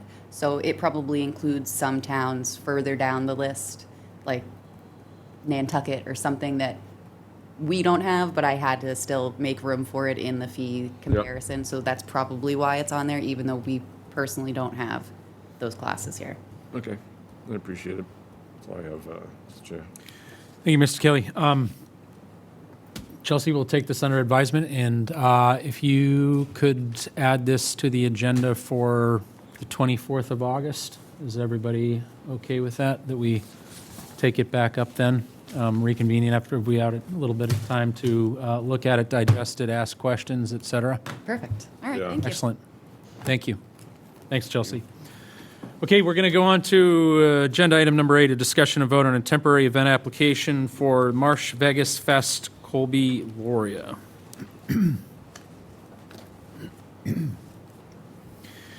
Select Board received a request for an event permit by Colby Loria, resident of Marshfield, for Marsh Vegas Festival at the Marshfield Fairgrounds. It's a 3rd annual community festival to happen on August 8th, 2026, to occur from 12 p.m. to 7 p.m., to include an expected 2,000 staff and volunteers with live music playing between the hours of 12 p.m. and 6:45 p.m. They'll be cutting the music at 6:45 p.m. They have a dedicated audio team for the duration of it, and there's a 6-foot fence panels protecting the patrons. We have a note here from Mr. Loria for members of the public not familiar with this. This is a community, family-friendly community festival designed to celebrate local talent while encouraging engagement and entrepreneurship, amongst other things. They'll have lemonade wars, where more than 30 children operate their own lemonade stands once approved by the Board of Health. They'll have live entertainment, including performances by various South Shore artists, as well as some touring national artists, bounce houses, inflatable games, food trucks, local vendors, additional attractions designed for families and children. Complimentary admission for toddlers and free lemonade for all attendees will be provided. They have free parking for ADA, motorcycles, and all attendees. It is designed to give back to the community with ticket sales being used to fund scholarships that help South Shore children pursue creative and entrepreneurial activities. They've been in planning in coordination with the Marshfield Police Department, the Fire Department, the Marshfield Fairgrounds owners and community leaders, including the Marshfield Rib Cook-Off folks. And we received a map showing where some of the different items will be. We have a certificate of insurance. We have a list of some of the points of contact.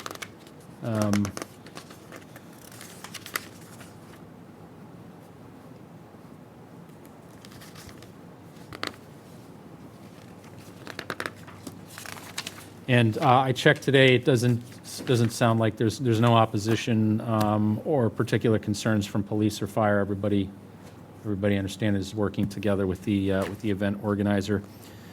I don't have any further questions other than to encourage the event organizers to next time do it well before the 8th. It would be awkward if we didn't grant them a permit tonight. Yeah, consider their signs already out. Considering there's signs everywhere, and they probably got a lot lined up. They got a lot of investment That already. would be awkward. All right, well, let's. But I see the reasoning in the letter is pretty clear about that. Yeah, they. He submitted the letter, and then he submitted the event permit by our request because we made it. So Yeah. that's why it's so Yep. to Yeah. the last minute. Yep, okay. Okay, Mr. Kelly. Nope, I have, just want to say that I don't have any questions in regards to the application and what they put forward. Just wanted to say that it's going to be a good time. Hopefully the weather cooperates with them, and I wish them all well. Thank you, Mr. Kelly. Mr. Rowland. Yeah, I mean, I know they've been building this over the last few years. What I'm particularly, and I know some of the musical acts are all local for the most part. There's a couple that are not, but it's going to be a lot of local fun, and I'm really excited to see about these lemonade wars because there's been some seriously good lemonade happening at this, and it's a pretty cool concept what they're doing. So I wish them well. So. Yeah, agreed. And I'll just add one more comment, which is that I commend Mr. Laurie and the rest of his team for, once again, residents of Marshfield putting together great events for our town that I'm sure also attract plenty of people from outside of our town. See what kind of great community we are. So thank you. Okay, I'd like to make a motion that the Select Board approve the one-day event permit for August 8th, 2026, from 12 p.m. to 7 p.m., the Marsh Vegas Festival held at the Marsh Vegas Fairgrounds, conditional upon continued work with public safety officials, including fire and police, and any other Board of Health requirements or other local laws pertaining here too. Do I have a second? Second. Any further discussion from the board? None. Seeing none, all in favor say aye. Aye. Aye. Aye. Motion carries 3-0. Moving on to item number 9, which is a discussion of vote on a temporary liquor license application for Carlton Chandler, Marshfield Agricultural and Horticultural Society. The Select Board received a temporary liquor license application from Carlton Chandler, the Marshfield Agricultural and Horticultural Society, for an event, from August 21st through the 30th, 10 days from noon to 10 p.m. every day at the Marshfield Fairgrounds, a.k.a. the annual Marshfield Fair. This is for all alcoholic beverages. They have provided a copy of the insurance certificate, tip certification, and of course, the event is held outdoors. I don't have any questions on this, and I don't see any concerns raised. We do have a map of where they're at, and no issues from the police or fire. I have no other questions. Mr. Kelly. No, once again, just wish them well. The weather cooperates with them, and I hope everybody has a good time. Thank you, Mr. Rowland. No questions. Thank you, Mr. Rowland. All right, I'd like to move that the Select Board vote to approve the temporary liquor license application for Carlton Chandler, Marshfield Agriculture and Horticulture Society. They're in the dates of August 21st, 22nd, 23rd, 24th, 25th, 26th, 27th, 28th, 29th, and 30th, from noon to 10 p.m. every day. And at the Marshfield Fairgrounds located at 140 Main Street for all alcoholic beverages, subject to compliance with all local laws and any other required permits required. Do I have a second? Second? Any other discussion from the board? None? Seeing none, all in favor say aye. Aye. Aye. Aye. Motion carries 3-0. On to agenda item number 10, discussion and acceptance of $190 to the Marshfield Animal Shelter from Friends of the Marshfield Dog Park.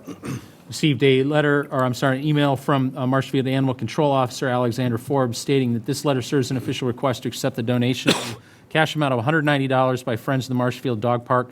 These funds will directly be deposited into our department's donation account and go directly towards the care of the animals housed at the Marshfield Animal Shelter, cared for by our Marshfield Animal Control officers. I'd like to extend the chair's thanks to Friends of Marshfield Dog Park for their generous donation to Marshfield Animal Control. Thank you very much. Otherwise, no questions and no opposition. Mr. Kelly.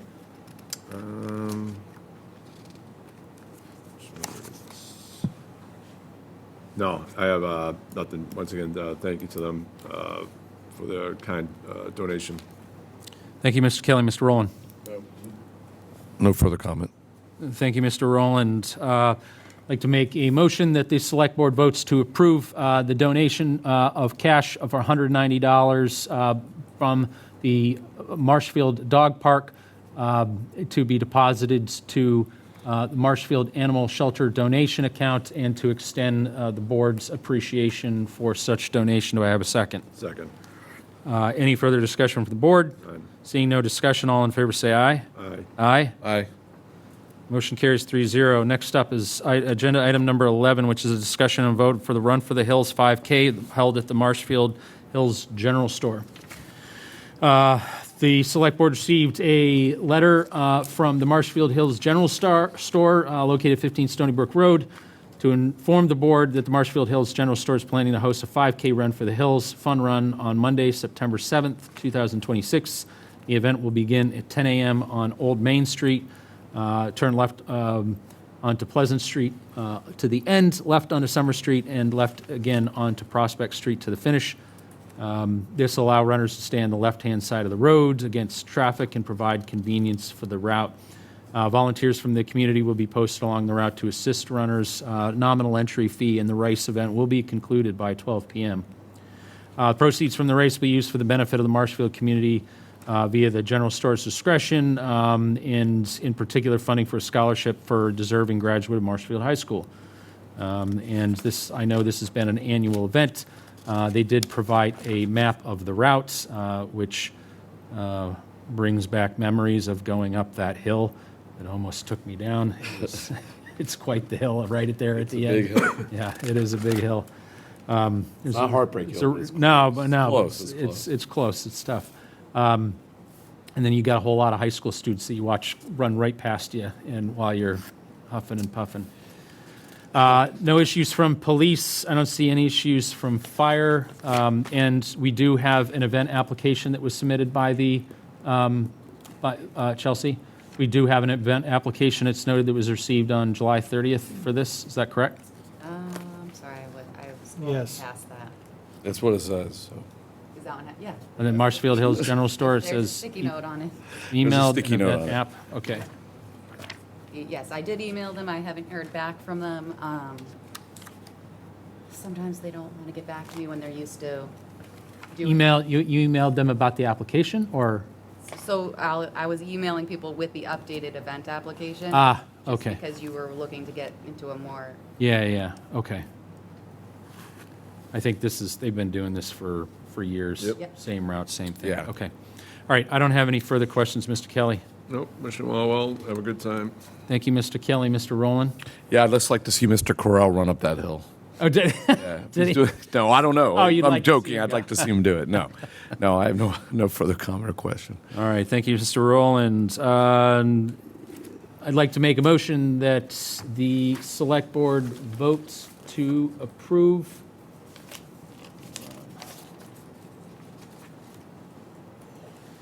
Move that the board vote to approve the Run for the Hills 5K happening on Monday, September 7th, 2026, occurring between 10 a.m.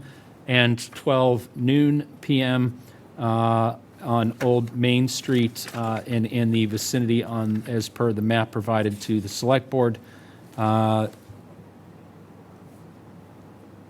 have a second? Second. Any further discussion for the board? None. Seeing no discussion from the board, all in favor say aye. Aye. Aye. Aye. Motion carries 3-0. Agenda item number 12 is a discussion and vote on the annual employee board and committee reappointment for terms expiring on June 30th, 2027. This one for Town Council Robert W. Galvin. I think this was an open item that was, that we did not, or we might have voted on, I can't even remember, but anyways, it's been outstanding since June. I don't have any comments or questions other than to voice my support for extending the town's contract with Attorney Galvin for an additional year. Mr. Kelly. Well, like I said before Chris came on, that have not been happy with a couple of major items that have not gone the town's way, and that would be regards to Fire Chief Robinson case, which cost the town $1 million+, and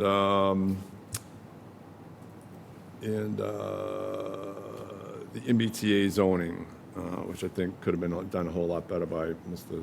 Galvin in regards to that matter. There's been one thing in the past that happened that that has bothered me, and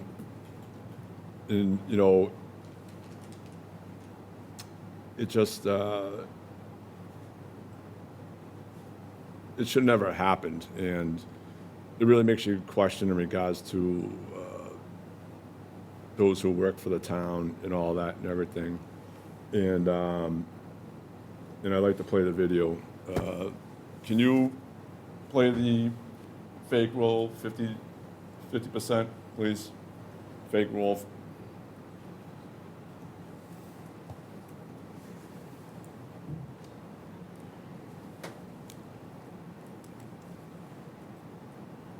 This was in town meeting about 2017.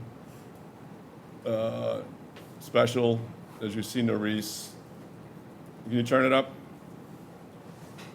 You have Jim Robinson as the moderator at the time, asking Norris to turn the bucket and then pick the balls out. And as you see, she never puts her hand in, they're already lined up. And then watch the scoreboard as the numbers go up without any being seen. Is there a volume on that?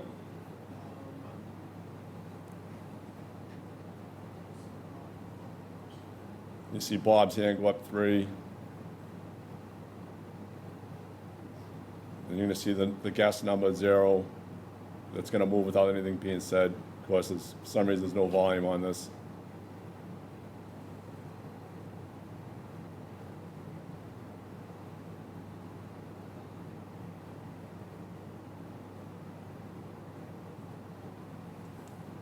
So the thing is that I have 4 people up there between the town clerk, town council, Don Gibson, who was the former town moderator, and then you have town moderator Jim Robinson up there. Apparently, it looks like in collaboration with moving agenda articles ahead, like that. So can you go to the regular one, Norris fake roll? And this is the whole thing in its play. And if you can get the volume up, which for some reason you can't, but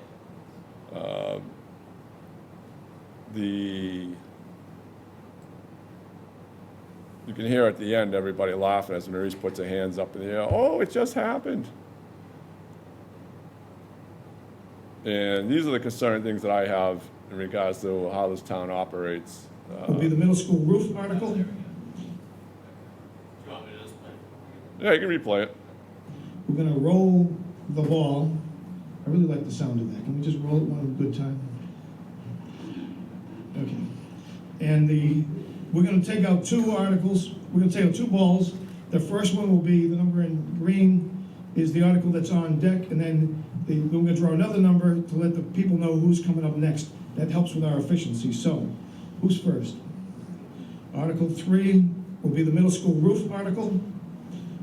And what's on deck? Mr. Moderator. Mr. Moderator. You hear everybody laughing in the background. You see the number 2 go up for the next article to come up. Nothing was even mentioned about it. So from the looks of it, to me right there, very concerning in regards to what happened back in, I think, October in 2017, in regards to people in official positions moving agendas around, in my opinion, to get the outcome they want in a certain time frame. So that's my position with Bob. It's nothing personal, but my time here, and these decisions and past things, I'm not happy about it. So that's where I'm at. Thank you, Mr. Kelly. I'm just going to say one thing with all due respect. I have no idea what that video purports to prove, show, or discredit anybody on there, but maybe someday I'll catch on. Mr. Rowland. I agree. I mean, I looked at that video. I mean, I don't even honestly think the people were laughing, Mr. Kelly, because they couldn't believe that item came up because it was one of the most important items of that town meeting. I think it was coincidental. I don't think it was any form or fashion, any kind of coup to try to bring articles forward. I didn't see any conclusive proof of that. So all I've experienced in my time working in town from Mr. Galvin is professionalism and solid law opinions that help us make decisions. So that's my position. Okay, I'd like to make a motion that the board vote to approve the reappointment of Town Council Robert Galvin for a term expiring on June 30th, 2027. Do I have a second? Second. Any further discussion from the board? Seeing none, all those in favor say aye. Aye. Aye. All those opposed? Aye. Motion carries 2-1. Moving on to item number 13, a discussion and vote on the annual board and committee reappointment for terms expiring on June 30th, 2027. I'm missing my second page. Who was it still in the front? I had it just a second ago. I know, I found it. Here you go. Oh, thank you. For the Housing Trust, is for 2 seats on the Housing Trust, Cecilia Delgadillo, Carrie Richardson. Both are existing board members from that on that board whose terms have they expired, or do they expire at the end of August? The website says they expire at the end of August. Do we know? To the best of my knowledge, though, their terms ended on June 30th. Okay, Of this so it's just misprinted on the website. Okay. Okay, great, thank you. I know we had discussed this a little bit prior, and this was with only 2 board members. There was lack of agreement on there. So I have no issue with moving them forward to continue in their present seats through the end of June 30th, 2027. Mr. Kelly. Well, like I said before Chris came on, I believe there's a conflict between Cecilia Delgadillo and Carrie Richardson being on the Housing Trust, CPC, and I believe there's another board that all ties in together, Oh, I know what it was. It was something that was brought forward at town meeting in regards to some kind of development thing with the, I think it was the Quincy Housing Authority, who they oversee their executive director. So I had deep concerns in regards to how both of them fit into all this. I think there's, in my opinion, confliction, and I think it'd be best that we do not seat them for the housing trust position. Thank you, Mr. Kelly. Mr. Rowland? Unfortunately, I have a conflict of interest. I'm going to have to recuse myself. My wife, Cody Rowland, is a member of the Housing Trust. Well. Yes. I just realized that. But for the record, I applaud Cecilia Delgado and Carrie Richardson's service to the town. But I have to recuse myself. Okay. Well, I am not going to move that for a vote then. We will move on to agenda item number 14, which is... Oh, why not move it to a vote? I mean, we got to resolve this. I mean, are you going to... I believe we've taken a vote on this No, before, yeah. have we not? No. We just continued it because we couldn't. Okay, that's fine. I'll push it to a vote. I'll make a motion to approve Cecilia Delgadillo and Carrie Richardson continue in their positions on the Housing Trust through and reappointment in those seats expiring on June 30th, 2027, or 27, sorry. Do I have a second? Second. Any further discussion from the board? None. The only discussion I'll make is that if this board if this board does not move forward and is not in agreement with removing them from the board, then the people filling these seats will continue until otherwise determined by a future vote. All in favor, say aye. Aye. Can you repeat what you just said in regards to them? So the Marshfield Town Charter has a continuity of government clause. And what that says is that if there is somebody sitting in a position and that term expires and the board is unable to move forward with a yes or a no vote, then that position continues to be filled by the sitting members. And just to make sure I'm correct on that, because I'm not the attorney. Attorney Galvin, did I summate that correctly? Yes. Okay, thank you. Can we bring up for the record this continuity of Government? government clause that you have here? You want to hear it? I want to read it. Okay. Well, Would you like me to read it to you? I want to read it. It's getting late. Do we want to do it the next time? I want to read it. Okay, Mr. Kelly would like to read it. Go ahead.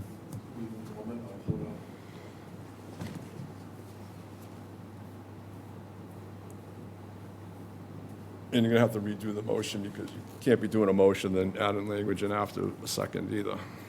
What's that? I'm sorry? I said you're going to have to redo the motion because you can't be doing a motion and then adding in comments, stating what you want in regards to fall in line with the motion. He made his, motion was made and seconded, and it was. Second, then he added in extra language in regards to this whole situation. No. That wasn't extra language. That was just a comment. No, that was extra language in my opinion to the motion. No, go ahead, please. Attorney Galvin. So I'm reading from section 10.3 of the town charter, 10.2, continuation of government. All committees, commissions, boards, departments, officers, and other agencies of the town shall continue to perform their duties until reappointed, reelected, or until successors to their respective positions are duly appointed or elected, or their duties have been transferred. Mr. Attorney Galvin, do you have that available on your screen right now? I do. Can you bring this over to Select Board Member Kelly so he can read it as he's requested?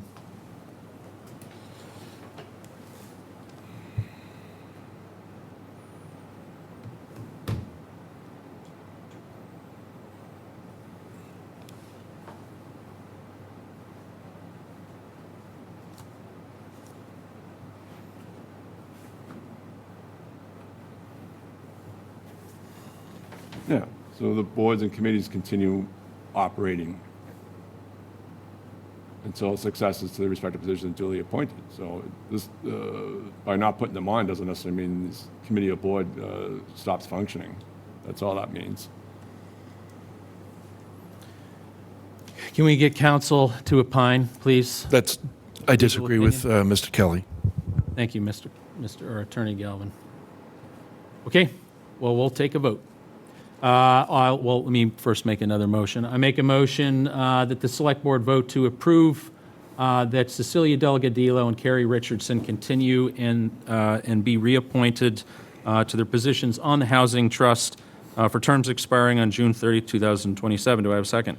Second. Any further discussion from the board? None. No. Seeing no discussion, all in favor say aye. Aye. All opposed? Aye. One opposed. And abstentions or? Abstention, recused. Recused. Okay, yeah. one. Okay. All right. So you're going to have to put out, or at least I suggest with the the committee that it should, next meeting or how we want to do this is make the public notice, I think it's a 2-week notice that the Housing Trust has 2 positions open to be filled. Oh, Mr. Kelly, we disagree there. I believe that we've received counsel from our attorney that has said otherwise, and those positions continue to be filled until this board makes a decision to the contrary. Counsel said he agreed with me in my interpretation of the section of the charter. Attorney Galvin? I said I disagreed with him. Okay, thank you. I'm just reading the plain language of the charter. Mm-hmm. The boards continue, doesn't, even without these members, doesn't necessarily mean everything stops because you're missing 2 members. Mr. Kelly, they're still members. They're not members, they're just, They are. They're still members. no, they're not. Okay, oh, we can. Okay. If you have a disagreement, you can take it up. Well, I mean, a tie on a vote means it's a loss, right? So it's a loss in regards to them getting reappointed. So they're out. So says you, but this, the chair disagrees, and the legal opinion of counsel here is important and it's stated as fact. So we'll move on to agenda item number 14, which is discussion and vote on the Marsh Vegas Fest Common Victualler application. Let's see. Okay, the board has 2 applications. One from a common victualler applications, one from a Ryan Margulis from Bees and Thank You for an event on August 8th from 11 to 8 p.m. August 8th being the Marsh Vegas Fest. And then also a common victualler application from Colby Loria for Marsh Vegas Festival on August 8th from 9 a.m. to 7 p.m. And, Those are for the States. I don't think there's anything else that we require other than they'll have to provide, they'll have to get approval by the Board of Health for both. Yeah, okay. All right, I don't have any other questions. Mr. Kelly? The only thing is, it's without, if the motions have it, they've got 2 different times here, so just make sure the times are in line in regards to the operations of the festival. You are correct. They are different times. What is we just approved the festival. What was the time listed? Let me see.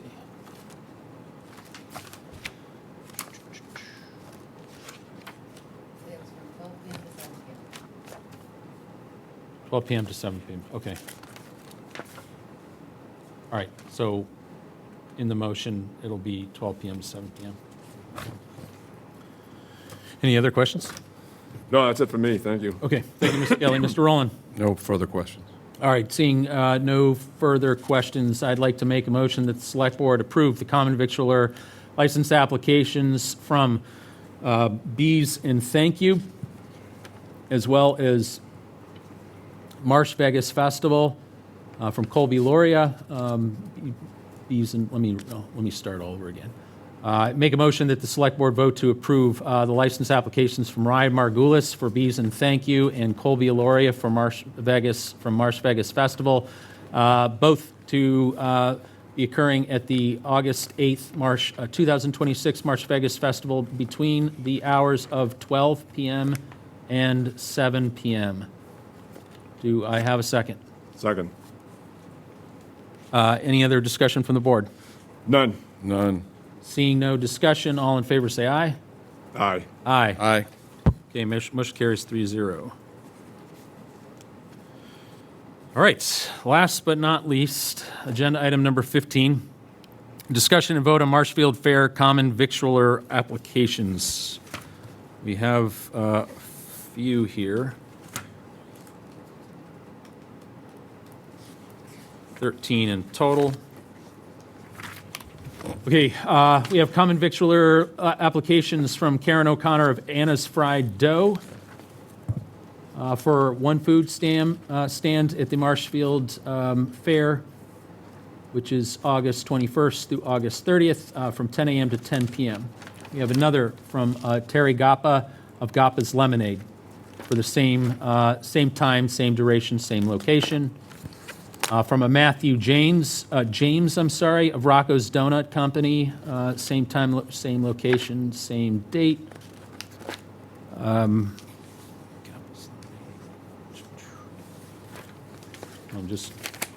Give me 1 second, just trying to make sure we don't lose track here. We have one from Sabrina's Cafe. Sabrina Calecte from Sabrina's Cafe, same date, same time, same location. From Abrar Alzawar of Tata Fries, same time, same date, same location. Brian DeSanaro from Mr. B's Kettle Corn, same time. Lisa Woodward of Newport Jerky Company.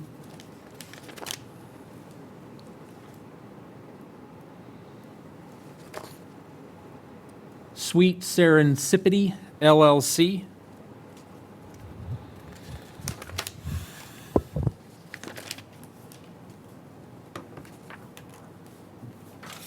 Daniel Webster Masonic Lodge. Deanne Henry of Willow Tree Donuts. Min Tien of Travelers on Tour. Yonggang Wang of Bubble Bee Milk Tea. And Tong Wan of China Lucky Candy. I don't have any questions. Mr. Kelly. Mr. Chair, I'd just make a recommendation on your motion between the date and make sure, different times on these forms again, so make sure the time is in line with the event that they're proposing to. I think that's all I have to say on this. Everything else looks good. Thank you, Mr. Kelly. Mr. Rowland. I have no further comments, except I assume they're going to have all their paperwork, all their, everything they need, Board of Health, everything in place before the fair, correct? I mean, I would assume. It's typical. All right, thanks. Thank you, Mr. Rowland. All right, I'd like to make a motion that the Select Board approve the common victualler applications for the following entities: Anna's Fried Dough, Gappa's Lemonade, Rocco's Donut Company, Sabrina's Cafe, Tata's Fries, Mr. Beast's Kettle Corn, Newport Jerky Company, Sweet Serendipity, LLC, Daniel Webster Masonic Lodge, Willow Tree Donuts, Travelers on Tour, Bubble Bee Milk Tea, and China Lucky Candy, all for the Marshfield Fair occurring on August 21st and every day up through and including August 30th from 10 a.m. to 10 p.m. every day, subject to other necessary approvals from the town. Do I have a second? Second. Any other discussion from the board? None. None. Seeing no discussion, all those in favor say aye. Aye. Aye. Aye. Motion carries 3-0. All right, our next meeting is August 17th, and I'd like to make a motion to adjourn this meeting of the Select Board on Monday, August 3rd at 9:24 PM. Do I have a second? Second. Roll call vote. Eric Kelly, aye. Rick Smith, aye. Chris Rowland, aye. Thank you very much. Good night, everybody. Thank you.